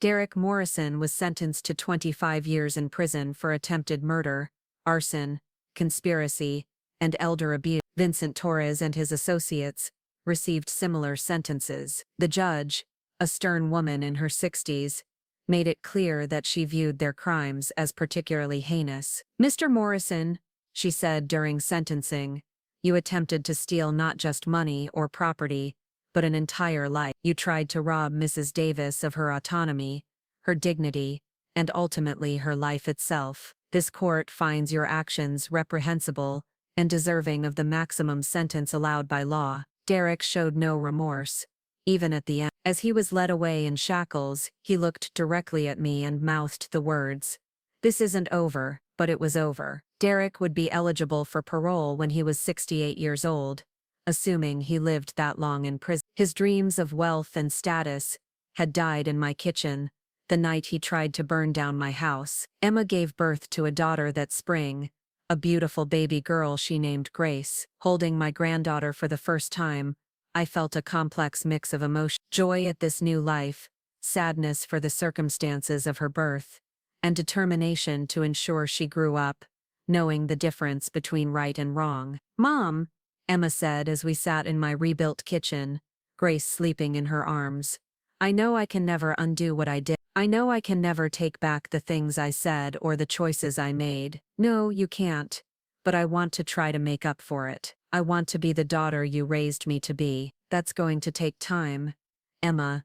Trust, once broken, doesn't heal quickly, I know. But I have time. And I have." She looked down at Grace. "I want her to know her grandmother. I want her to grow up on this farm the way I did." "We'll see." Emma had been working part-time at the local feed store while living with me, saving money, and slowly rebuilding her life. She was a good mother to Grace, attentive and loving in ways that reminded me of the little girl I'd raised, but I still watched her carefully, looking for signs of the entitlement and manipulation that had made Derek's scheme possible. Trust would have to be earned back incrementally, through consistent actions over time. The farm itself had recovered from Derek's assault, the insurance money had paid for extensive renovations, and in some ways, the house was better than before. I'd modernized the kitchen, updated the electrical system, and installed a state-of-the-art security system. I'd also made some legal changes. The farm was now held in an irrevocable trust that could never be transferred without the approval of 3 independent trustees. Even if something happened to me, no one person would ever again have the power to steal my family's legacy. Angela Hartwell had kept her word about withdrawing Hartwell properties from the area. Other developers had sniffed around, but word of Derek's scheme and the legal protections I'd put in place had discouraged most of them. My farm would remain a farm for as long as I lived, and hopefully for generations beyond that. One evening, about a year after Derek's conviction, I was sitting on my front porch watching Grace take her first tentative steps across the yard. Emma was nearby, encouraging her daughter with gentle words and patient smile. "Mom," Emma said, joining me on the porch steps, "do you think you'll ever really forgive me?" I thought about the question for a long time. Forgiveness was complicated, especially when the betrayal had cut so deep. "I'm working on it," I said. Finally, some days are easier than others. "I understand. I just hope that someday, when Grace is old enough to understand, you'll be able to tell her that her mother learned from her mistakes." "Emma, your mistakes nearly cost me everything. They nearly cost Grace her grandmother. That's not something that can be forgotten, even if it can eventually be forgiven." "I know, but I'm trying to be better. Every day I'm trying to be the person you raised me to be." "Then keep trying. That's all any of us can do." As the sun set over the fields that had sustained my family for 4 generations, I felt a sense of peace I hadn't experienced in over a year. Derek was gone.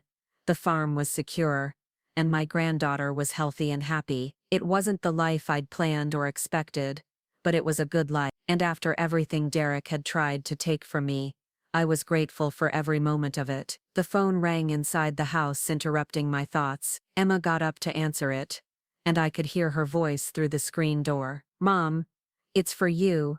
Someone from the state attorney general's office." I went inside, wondering what new legal matter might need my attention. The voice on the other end was professional but excited. "Mrs. Davis, this is Assistant Attorney General Rebecca Martinez. I'm calling to inform you that your case has been selected as the foundation for a new task force investigating elder abuse schemes across the region." "I'm sorry.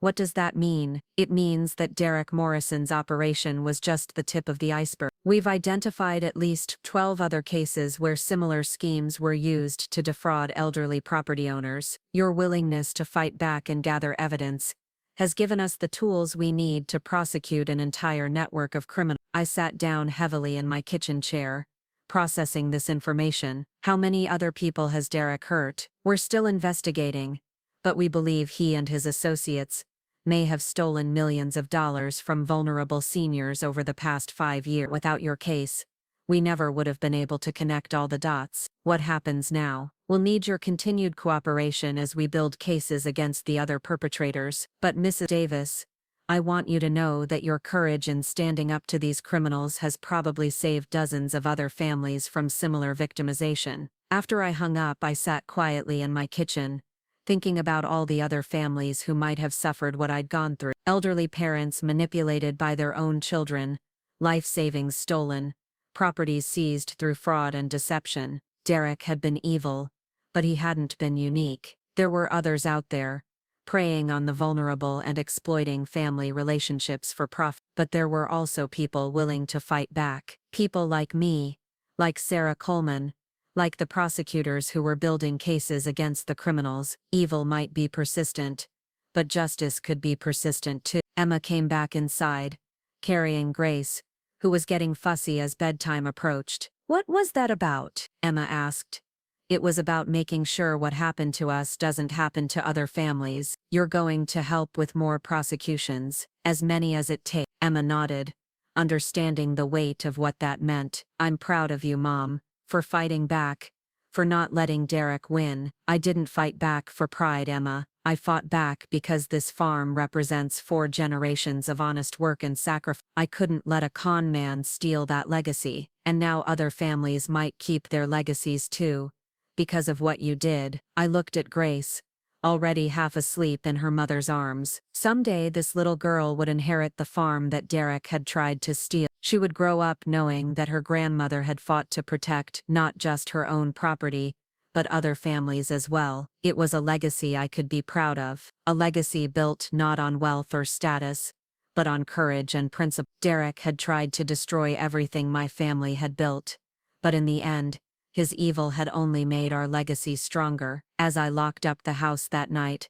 I felt truly secure for the first time in over a year. The physical security system would protect me from external threats, but more importantly, I had learned to trust my own instincts and stand up for myself. Derek Morrison had taught me something valuable, though he'd never intended to. He'd taught me that family loyalty had to be earned, not assumed. He'd taught me that trust should be based on actions, not words. And he'd taught me that sometimes, the people closest to you are the ones you need to be most careful about. They were hard lessons, but necessary ones. And now that I'd learned them, no one would ever again be able to manipulate me the way Derek had tried to do. My farm was safe, my granddaughter was healthy, and justice had been served. It wasn't everything I'd once hoped for, but it was enough, more than enough. It was a life worth fighting for, and I'd proven that I was strong enough to do exactly that. The letter arrived on a Tuesday morning in late September,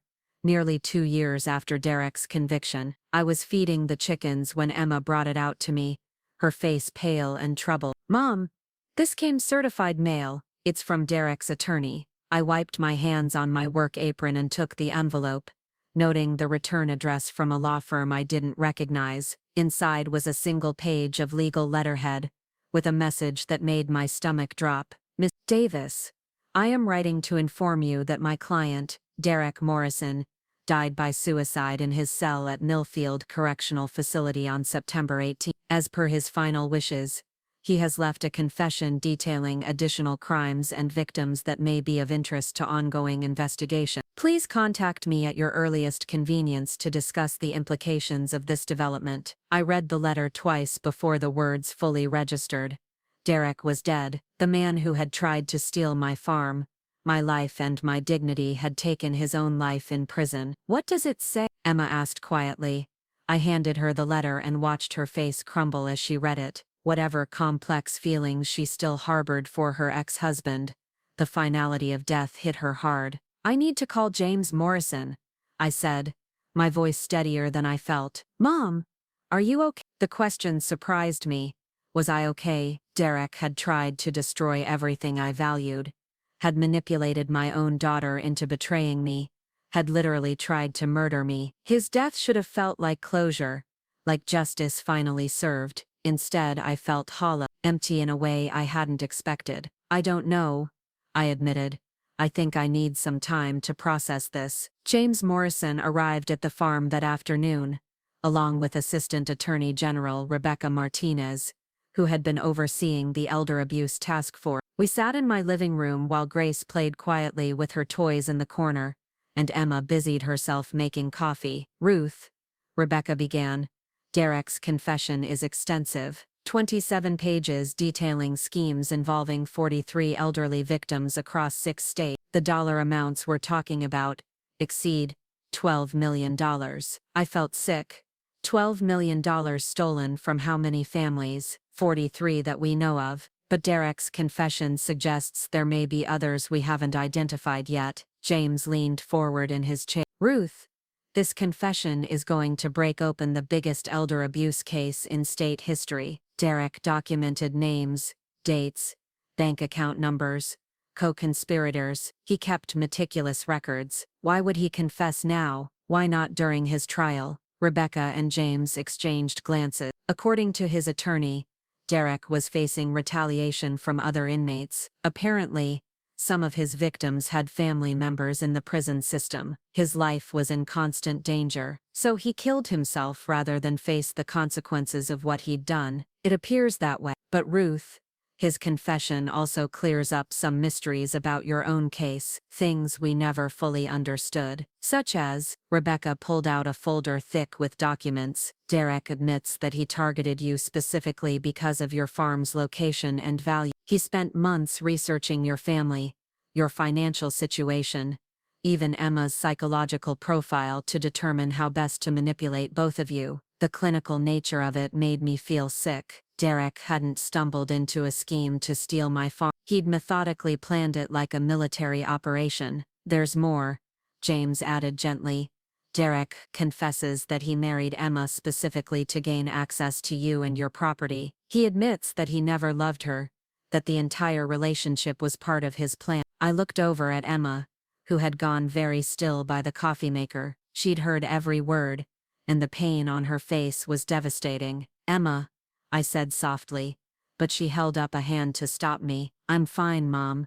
I mean, I'm not fine, but I don't need sympathy right now. I need to understand what this means for all the other families he hurt. Rebecca nodded approvingly. That's actually why we're here. Derek's confession gives us enough evidence to pursue the other co-conspirators and recover assets for victims. But we need your help. What kind of help? We want you to become the lead victim advocate for the task force. Your experience, your willingness to fight back, and your credibility with law enforcement make you the ideal person to help other victims navigate the legal system. I was quiet for a long moment, thinking about the implications. That would mean testifying in dozens of cases, reliving Derek's scheme over and over again. Yes, it would also mean traveling to other states, working with other prosecutors, and probably facing media attention. It's not a small commitment, but it would help other families get justice and get their money back. Derek's confession includes details about hidden assets, offshore accounts, and property purchases made with stolen funds. We're talking about returning millions of dollars to victims who thought they'd never see their money again. Emma surprised me by speaking up. Mom, you should do it. Emma, no. Listen, Derek destroyed our family because we let him, because I was too naive and you were too trusting. But he destroyed 42 other families too, and some of them might not be as strong as you are. They need someone to fight for them. I looked at my daughter, seeing a maturity in her that hadn't been there before. Derek's conviction. Becoming a mother had changed her, but so had learning the full extent of her ex-husband's deception. It would mean leaving you and Grace for extended periods. Grace and I will be fine. And Mom, maybe this is how we honor the people Derek hurt. Maybe this is how we make sure his evil actually accomplishes some good. 2 weeks later, I was on a plane to Phoenix, Arizona, carrying a briefcase full of legal documents and a heart full of righteous anger. My first case was Martha Kleinfeld, an 81-year-old widow, whose son-in-law had used tactics remarkably similar to Derek's to steal her house and life savings. Martha's daughter, Patricia, met me at the airport. She was about Emma's age, with tired eyes, and the defeated posture of someone who'd been fighting a losing battle. Mrs. Davis, I can't tell you how grateful I am that you're here. The local police have been treating this like a family dispute instead of a crime. Tell me everything, I said, as we drove toward Martha's nursing home. The story was heartbreakingly familiar. Patricia's husband, David Chen, had convinced Martha that she was becoming forgetful and needed help managing her finances. He'd gradually taken control of her accounts, sold her house without her knowledge, and had her committed to a care facility when she tried to resist. The worst part, Patricia said, is that David convinced me it was for the best. He showed me financial records that made it look like Mom was making dangerous mistakes with money. I actually helped him get guardianship. Did you ever talk to your mother directly about her concerns? David said it would only upset her more. He said she was in denial about her condition. Patricia's voice broke. I trusted my husband over my own mother, just like Derek's confession says he planned all along. Martha Kleinfeld was sharp as a tack despite her 81 years. She sat in her wheelchair by the nursing home window, eyes blazing with intelligence and fury. Mrs. Davis, they told me, you stopped a man from stealing your farm. I had help, Mrs. Kleinfeld, good attorneys, good investigators, and eventually some luck. Call me Martha, and tell me the truth. Can we get my house back? I pulled out Derek's confession and pointed to a specific paragraph. According to this document, your son-in-law David was working directly with Derek Morrison. Derek taught him the exact methods he used against me. David bought your house using a shell company, then sold it to a development firm for 3 times what he paid you. Can we prove that? Derek documented everything. Bank transfers, shell company registrations, even recorded phone conversations, where David admits to falsifying your mental health evaluations. Martha's eyes filled with tears, but they weren't tears of sadness, they were tears of rage. That bastard stole my grandmother's china, my husband's war medals, 50 years of family photos. He cleaned out everything and told Patricia I donated it all to charity because I was confused. We're going to get it back, Martha, all of it. The Phoenix case took 3 months to resolve, but it was worth every day. David Chen was arrested for elder abuse, fraud, and conspiracy. The shell company he'd used to buy Martha's house was dissolved, and the property was returned to her. More importantly, we recovered nearly $400,000 in stolen assets. Martha moved back into her house on a crisp December morning, with Patricia by her side. The two women had reconciled during the legal process, both recognizing how David had manipulated their relationship. Mrs. Davis, Martha said, as we stood in her kitchen, I want you to know that what you did for me goes beyond getting my house back. You gave me my dignity again. You proved I wasn't crazy or incompetent. You never were, Martha. David just wanted people to think you. Are you going to help other families too? As many as I can. From Phoenix, I traveled to Denver, then to Atlanta, then to Portland. Each case had its own unique details, but the pattern was always the same. A trusted family member or caregiver gradually assumed control over an elderly person's finances, isolated them from support systems, and then systematically stole everything of value. Some victims had been left homeless, others had been committed to substandard care facilities, where they were medicated into compliance. A few had died before we could help them, their life savings already transferred to offshore accounts. But Derek's confession gave us the roadmap to recover stolen assets and prosecute the perpetrators. More importantly, it gave us credibility with law enforcement agencies that had previously dismissed these cases as family disputes. By the following spring, our task force had recovered over $8 million for victims and secured convictions against 23 criminals. The media attention was intense, with news outlets calling it the largest elder abuse prosecution in American history. I found myself giving interviews on national television, speaking at conferences about elder abuse prevention, and consulting with legislators about strengthening protection laws. It wasn't a role I'd ever imagined for myself, but it felt like important work. The personal cost was significant. I was away from home 2 weeks out of every month, living out of hotel rooms, and eating restaurant food. I missed watching Grace take her first real steps, missed her first words, missed the daily routines that had grounded me for decades. But Emma was right, that Grace, and she would be fine. Emma had matured into a responsible single mother, working full-time at the feed store, and taking business classes at the community college. She managed the farm's day-to-day operations during my absences, proving that she'd inherited more of my practical sense than I'd realized. Mom, she said during one of my brief returns home, I've been thinking about something. What's that? I want to go to law school. I looked up from the financial reports I was reviewing. Law school? I want to help families like ours. I understand how these scams work from the inside.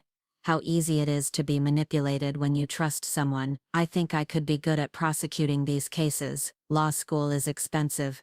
Emma, I know, but I've been saving money, and there are scholarships for single mothers. Plus, I've already talked to Rebecca Martinez about internship opportunities with the task force. I studied my daughter's face, seeing determination I hadn't witnessed since she was a child. What about Gray? Mom would watch her when you're traveling, and we'd figure out childcare when you're both home. It wouldn't be easy, but it's important. You've really thought this through. Derek stole 3 years of my life, Mom. He made me complicit in hurting you and other family. I can't undo that, but maybe I can spend the rest of my career making sure other people don't go through what we did. That conversation took place on a Wednesday evening in May. By Friday, Emma had submitted applications to 3 law schools with strong elder law programs. By August, She'd been accepted to all three with partial scholarships. While Emma prepared for law school, I continued traveling the country,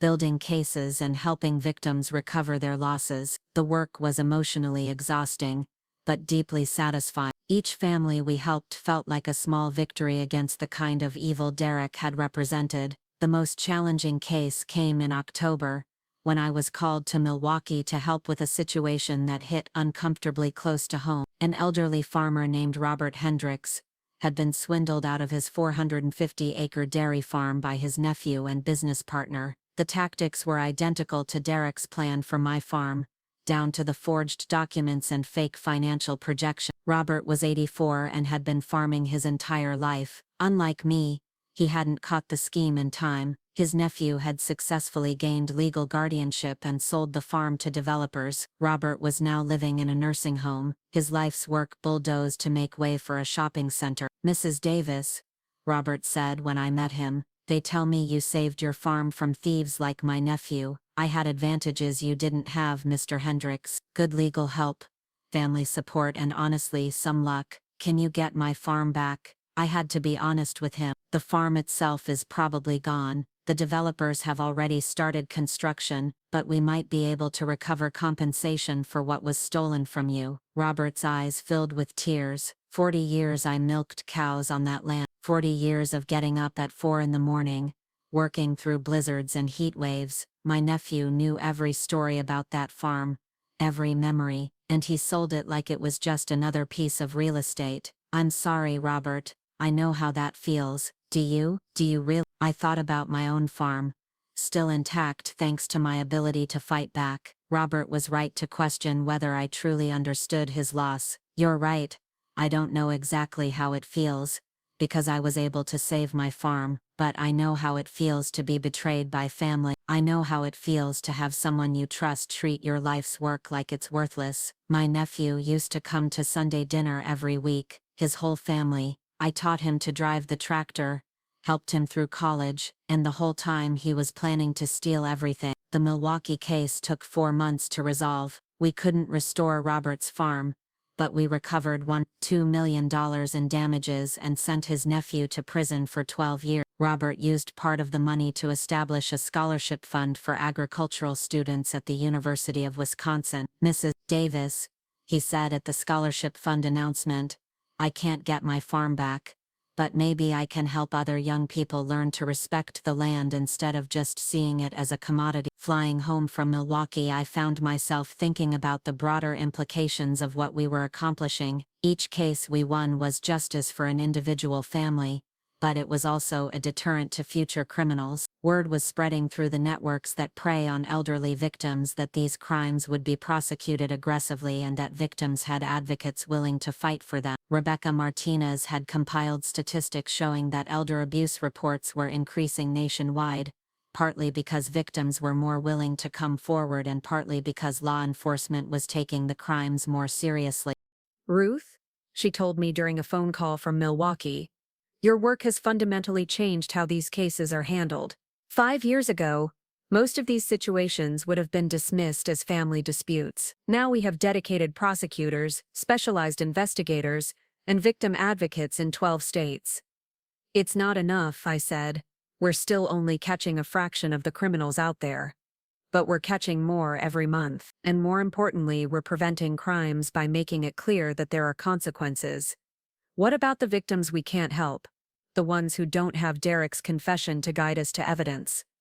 "We help who we can, Ruth, and we learn from every case to help prevent future victims." When I got home from Milwaukee, I found Emma deep in law school preparations, and Grace babbling happily in her high chair.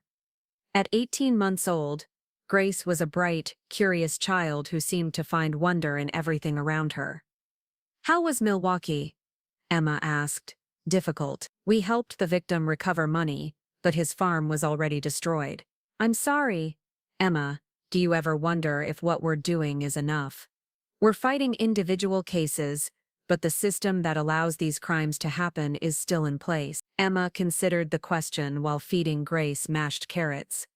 "Mom, you always taught me that you can't control everything, but you can control how you respond to what happens to you. Derek happened to our family. These other criminals happened to other families. We can't prevent every crime, but we can make sure criminals face consequences, and victims get justice. When did you become so wise? When I watched my mother refuse to let a criminal destroy her life.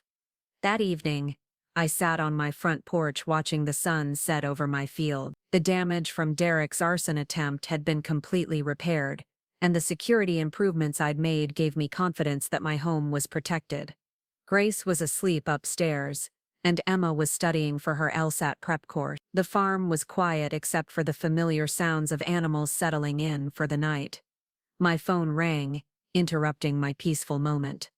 The caller ID showed a number I didn't recognize. Mrs. Davis, this is Carol Brennan from Sacramento. I got your number from the Elder Abuse Task Force. I think my father is being swindled by his caregiver, and I don't know what to do. I listened as Carol described a situation that was becoming disturbingly familiar. An elderly widower, a trusted caregiver who'd gradually assumed control of his finances, suspicious bank transactions, and family members who'd been told the elderly person was confused and shouldn't be bothered with financial matters. Carol, have you contacted local law enforcement? They told me it sounds like a family dispute and that I should hire a lawyer. What about Adult Protective Services? They did a wellness check and said my father seemed fine physically, so there was nothing they could do about financial issues. I closed my eyes, feeling the familiar frustration of a system that failed to protect its most vulnerable citizens. Carol, I'm going to give you the name of a prosecutor in Sacramento who specializes in these cases. I'm also going to send you a list of warning signs and documentation methods that will help build a case. Will you come help us? I looked through my kitchen window at Emma bent over her textbooks, at the crib visible in Grace's room, at the farm that represented 4 generations of my family's work. I'll do what I can from here, and if the local authorities need additional support, I'll consider traveling to Sacramento. After I hung up, I realized that Carol's call represented both the success and the limitations of what we'd accomplished. Word was spreading that help was available for elder abuse victims, which meant more people were reaching out, but the demand was overwhelming our resources, and we couldn't be everywhere at once. Emma appeared in the kitchen, still holding her LSAT prep book. New case, Sacramento, sounds like the usual pattern. Mom, can I ask you something? Of course. Do you think Derek would have stopped if he'd succeeded with our farm, or would he have just moved on to other victims? I thought about Derek's confession, about the methodical way he'd targeted dozens of families, about the clinical precision with which he'd destroyed lives. He would have kept going until someone stopped him. Then what we're doing isn't just about getting justice for past victims, it's about preventing future ones. That's the hope. Emma sat down across from me at the kitchen table.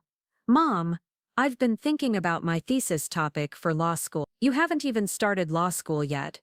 I know, but I want to focus on systemic reforms that could prevent elder abuse before it happens. Mandatory reporting requirements for financial institutions, standardized training for adult protective services, legal presumptions that protect elderly property owners from coercive transfers. Those are big changes. Derek taught me that individual criminals are just symptoms of larger problems. If we only focus on prosecuting criminals after they've already hurt people, we're always going to be playing defense. You want to change the laws themselves. I want to change the system that allows these crimes to happen in the first place. Looking at my daughter, I felt a surge of pride that surprised me. Emma had learned hard lessons from her marriage to Derek, but she'd channeled those lessons into something constructive. She wasn't just seeking redemption for her past mistakes, she was working to prevent other families from making similar ones. Emma, I think Derek's greatest failure was underestimating the women in this family.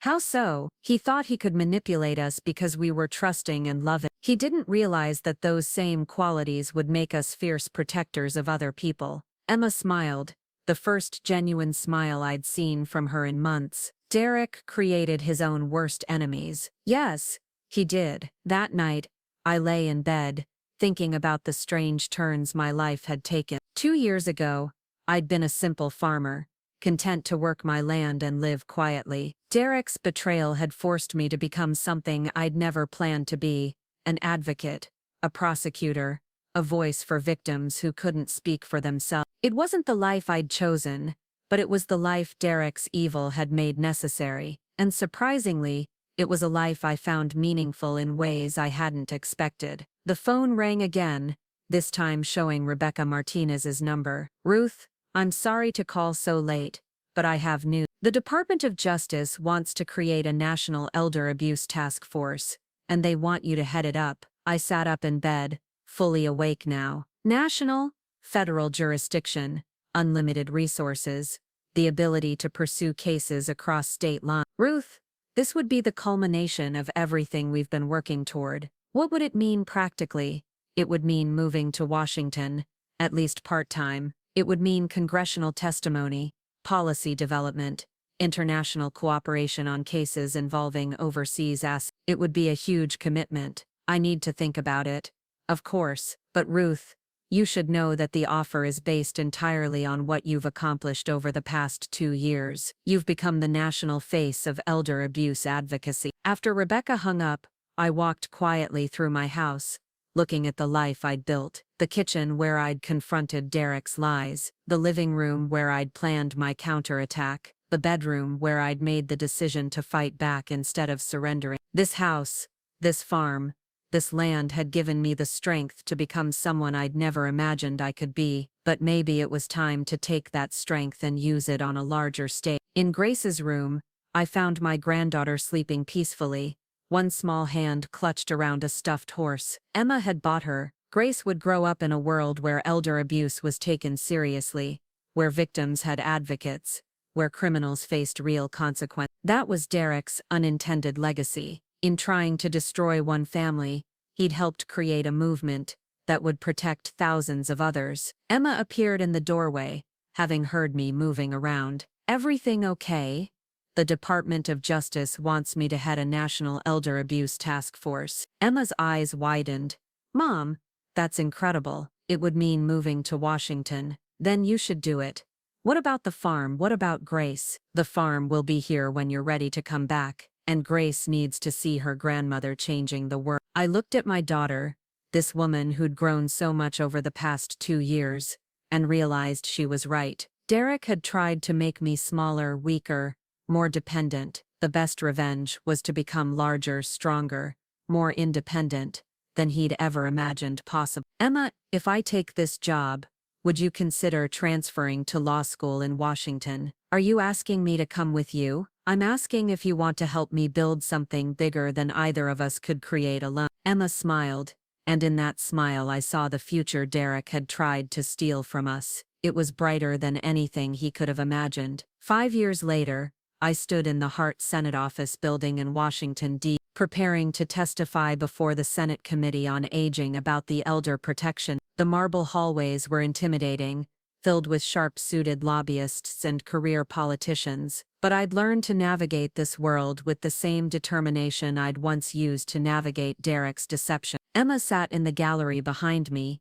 now a practicing attorney with the Department of Justice's Elder Abuse Unit. Grace, nearly 7 years old, was spending the day with Emma's colleague, probably charming everyone in the office with her endless questions about how laws get made. "Miss Davis, are you ready?" Senator Patricia Coleman, the committee chair, asked, as I approached the witness table.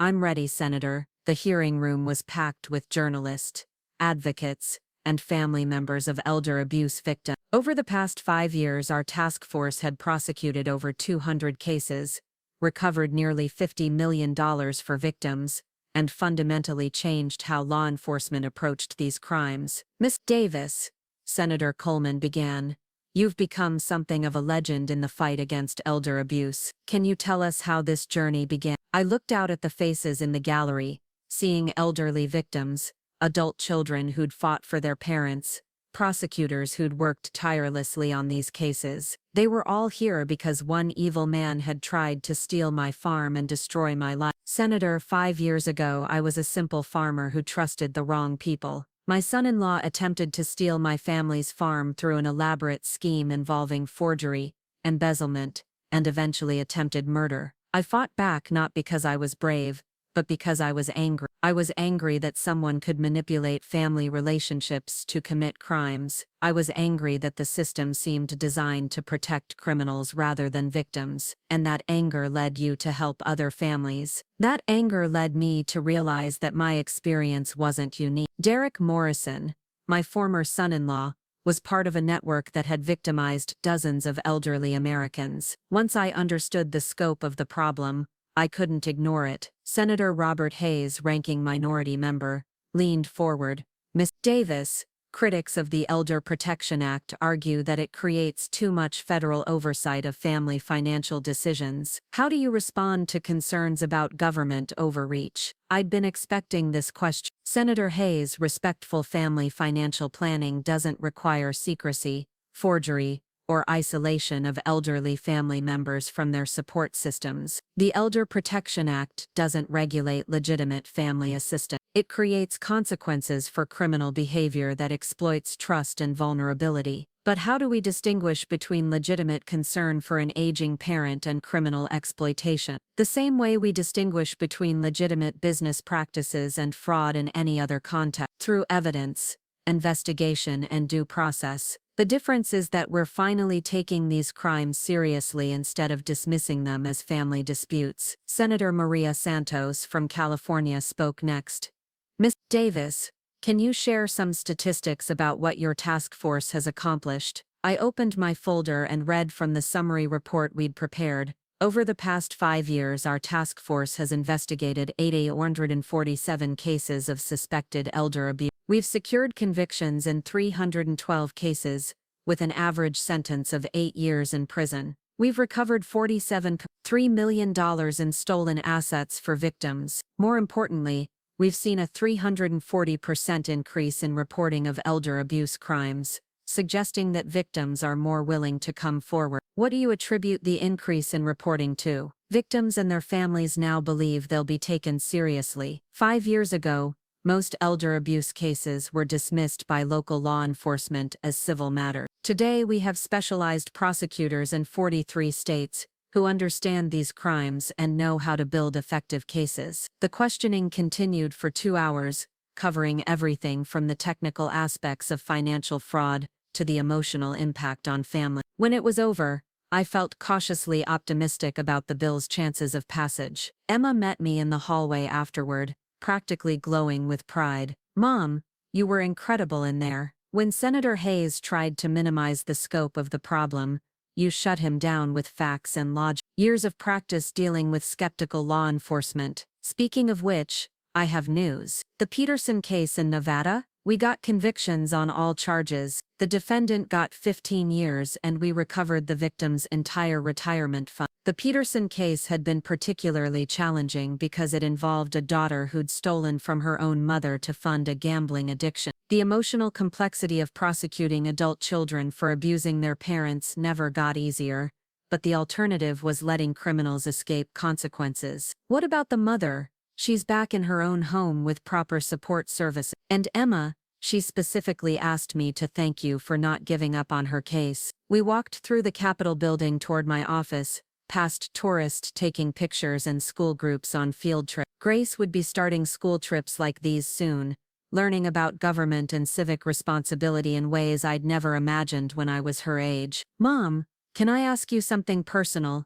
"Always. Do you ever regret leaving the farm?" I considered the question as we passed a group of high school students debating something with their teacher. "I miss the daily rhythms of farm life. I miss watching the seasons change, working with animals, the satisfaction of growing things." "But Emma, what we're doing here affects thousands of families. The farm was my legacy to you and Grace. This work is my legacy to people I'll never meet. What about when this is over? When we've passed all the laws and built all the systems we want to build?" "You mean retirement?" "I mean returning to what makes you happy." We'd reached my office, a modest space, decorated with photos from cases we'd won and thank you letters from families we'd helped. On my desk was a framed picture of Grace riding a pony at the county fair, her face radiant with joy. "Emma, I think happiness is more complicated than I used to believe. I was happy on the farm, but it was a simple happiness, built on routine and familiarity. This work is harder,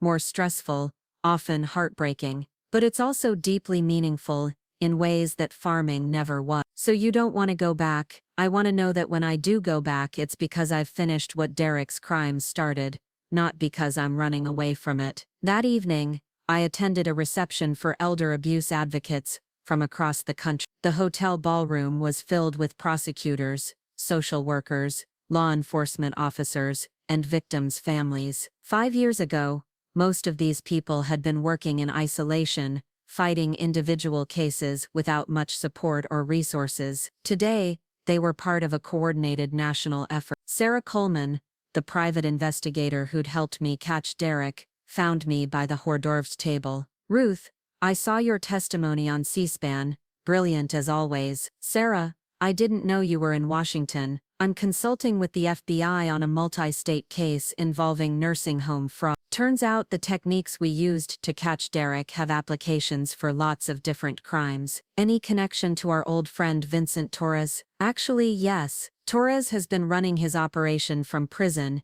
using family members and associates on the outside. We're building a RICO case that should shut down his entire network." Even from prison, Vincent Torres was still trying to steal from elderly victims, but now we had the tools and experience to stop him. "Sarah, do you ever think about what would have happened if I'd signed Derek's paper? If I'd just given up the farm and trusted him?" "You mean besides the fact that you'd probably be dead by now?" The blunt assessment was jarring, but accurate. Derek's plan had ultimately included murdering me to complete his theft. I mean the broader implication. All the families we've helped, all the systems we've changed. "Ruth, you can't think about it that way. You didn't choose to become a victim of elder abuse. You chose to fight back when it happened. Everything else follows from that choice." But if Derek had been a better criminal, if he'd succeeded, then he would have moved on to other victims, and eventually someone else would have stopped him. Evil always creates its own opposition. Ruth. The question is whether good people are brave enough to stand up when their moment comes. Later that night, I called the farm from my hotel room. Tom Bradley's son Michael had been managing the property in my absence, maintaining the house and caring for the animal. It was strange to own land I rarely saw, but it gave me comfort to know it was there. "Mrs. Davis, everything's fine here. The new calves are healthy, and the spring planting is ahead of schedule. Any problems I should know about?" "Actually, something interesting happened yesterday. A reporter from the agricultural magazine came by asking about your work in Washington. Wants to do a story about how your experience changed elder abuse laws." "What did you tell him?" "I told him he'd have to talk to you directly. But Miss Davis, I also told him that what happened to you could have happened to any farming family. These criminals target people based on their assets, not their intelligence or strength." Michael was right. Derek had targeted me because I owned valuable land, because I trusted family members, and because I fit the profile of someone who could be manipulated through guilt and fear. His mistake had been underestimating my willingness to fight back. "Michael, do you think the farm community is better protected now than it was 5 years ago?" "Absolute. The county sheriff's department has training programs about elder abuse. The banks have new reporting requirements for suspicious transactions, and the Agricultural Extension Office distributes information about protecting family assets. Your case became a teaching tool." The next morning brought news that the Elder Protection Act had passed committee by a vote of 14-3. The bill would now go to the full Senate, where passage seemed likely given the growing awareness of elder abuse as a serious national problem. Emma and I celebrated with breakfast at a diner near the Capitol, Grace chattering excitedly about her field trip to the Smithsonian. "Grandma Ruth," the museum lady said, "you're famous for helping people. Are you really famous?" "I'm known by people who work on elder abuse cases, sweetheart. It's a very specific kind of famous. But you help grandpas and grandmas who are being treated mean?" "That's right." "Good. Mean people should go to jail."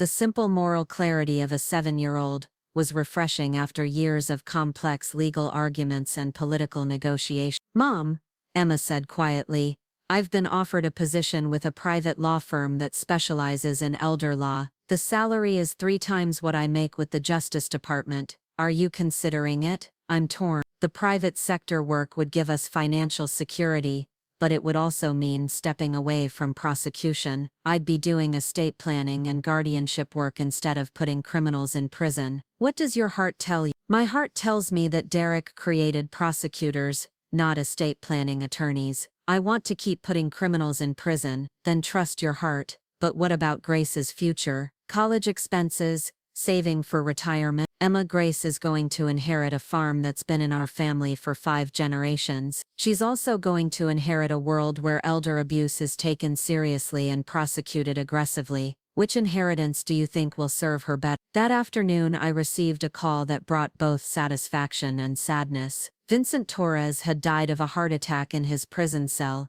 ending his criminal career permanently. His network was still being dismantled, but the man who'd taught Derek Morrison how to steal from elderly victims was finally gone. "Mom," Emma said when I told her the news, "is it wrong that I'm glad he's dead?" "I don't think it's wrong to be relieved that he can't hurt anyone else." "What about Derek? Do you ever think about him?" I considered the question carefully. Derek's suicide had ended his immediate threat, but his impact on our lives continued to reverberate years later. I think about Derek when I'm testifying in court, because his crimes taught me how these schemes work. I think about him when I'm training prosecutors, because his methods are still being used by other criminals. But I don't think about him personally anymore. Do you forgive him? I don't know if forgiveness is the right concept. Derek didn't hurt me accidentally, or in a moment of weakness. He planned and executed a campaign to destroy my life for his own profit. That's not something that requires forgiveness so much as justice. And we got justice for our family. We're still working on justice for everyone else. 6 months later, the Elder Protection Act became law, signed by the president in a ceremony attended by victims and advocates from across the country. I stood behind the president as he signed the bill, thinking about all the families who would benefit from the strengthened protections and enhanced penalty. After the ceremony, Emma and I walked through the White House Rose Garden with Grace, who was fascinated by the security arrangements and the formal protocol. "Grandma Ruth, why are all these people taking pictures of you?" "Because sometimes when bad things happen to good people, the good people fight back and make things better for everyone, like when Derek tried to steal our farm." "Exactly like that.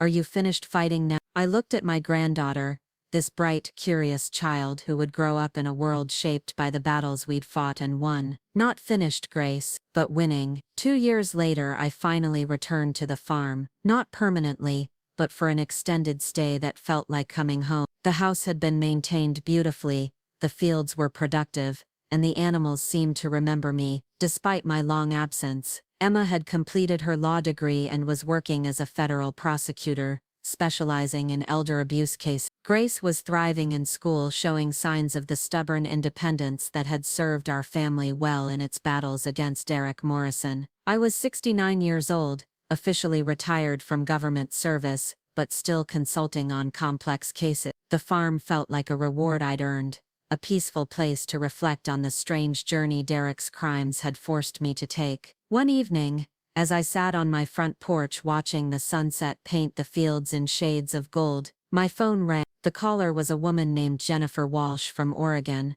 whose voice was shaking with anger and fear. "Mrs. Davis, I got your number from the elder abuse hotline. I think my stepfather is trying to steal my mother's house, and no one will listen to me." I listened to Jennifer's story, hearing familiar patterns of manipulation, financial control, and family division. Her stepfather was using tactics I'd seen dozens of times, refined and perfected by criminals who'd learned from Derek Morrison's confession. "Jennifer, have you documented any of these financial irregularities?" "I've tried, but my stepfather has convinced my mother that I'm just being jealous and greedy. She won't talk to me about money anymore." "What about local law enforcement?" "They said it sounds like a family dispute, and told me to hire a lawyer." I closed my eyes, feeling the familiar frustration of a system that still failed too many victims despite all our reforms. "Jennifer, I'm going to give you the name of a prosecutor in Portland who understands these cases. I'm also going to put you in touch with a private investigator who can help document what's happening. Will you help us directly?" I looked out at my fields,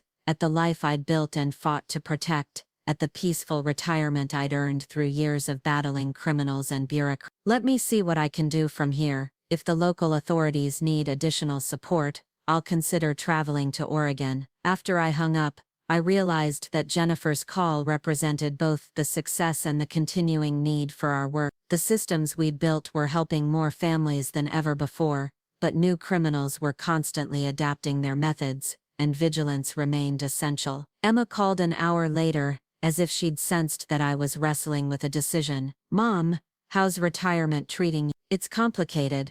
I got another call from a victim today." "Oregon? How did you know?" "Because the Portland prosecutor called our office, asking for consultation on a case that sounds a lot like what Derek tried to do to us." Are you going to help them?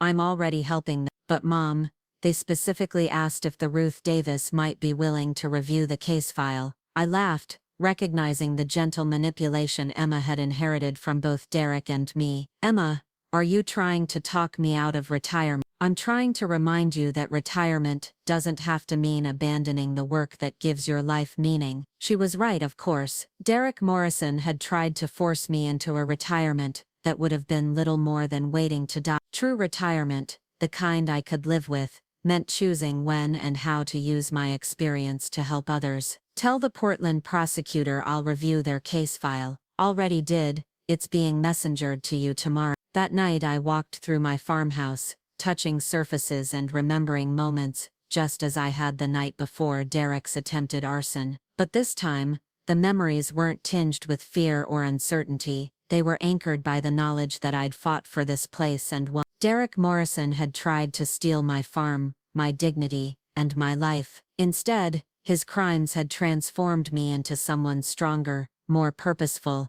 and more capable than I'd ever imagined I could be. The farm would always be here, representing 4 generations of honest work and family dedication. But my legacy now extended far beyond these fields, to families across the country who were safer because one evil man had underestimated one stubborn farmwoman's willingness to fight back. In the kitchen where Derek had demanded I sign away my life's work, I made myself a cup of tea, and opened my laptop to begin reviewing the Oregon case file. Some battles, it seemed, were worth fighting forever. Up next, you've got 2 more standout stories right on your screen. If this one hit the mark, you won't want to pass these up. Just click and check them out.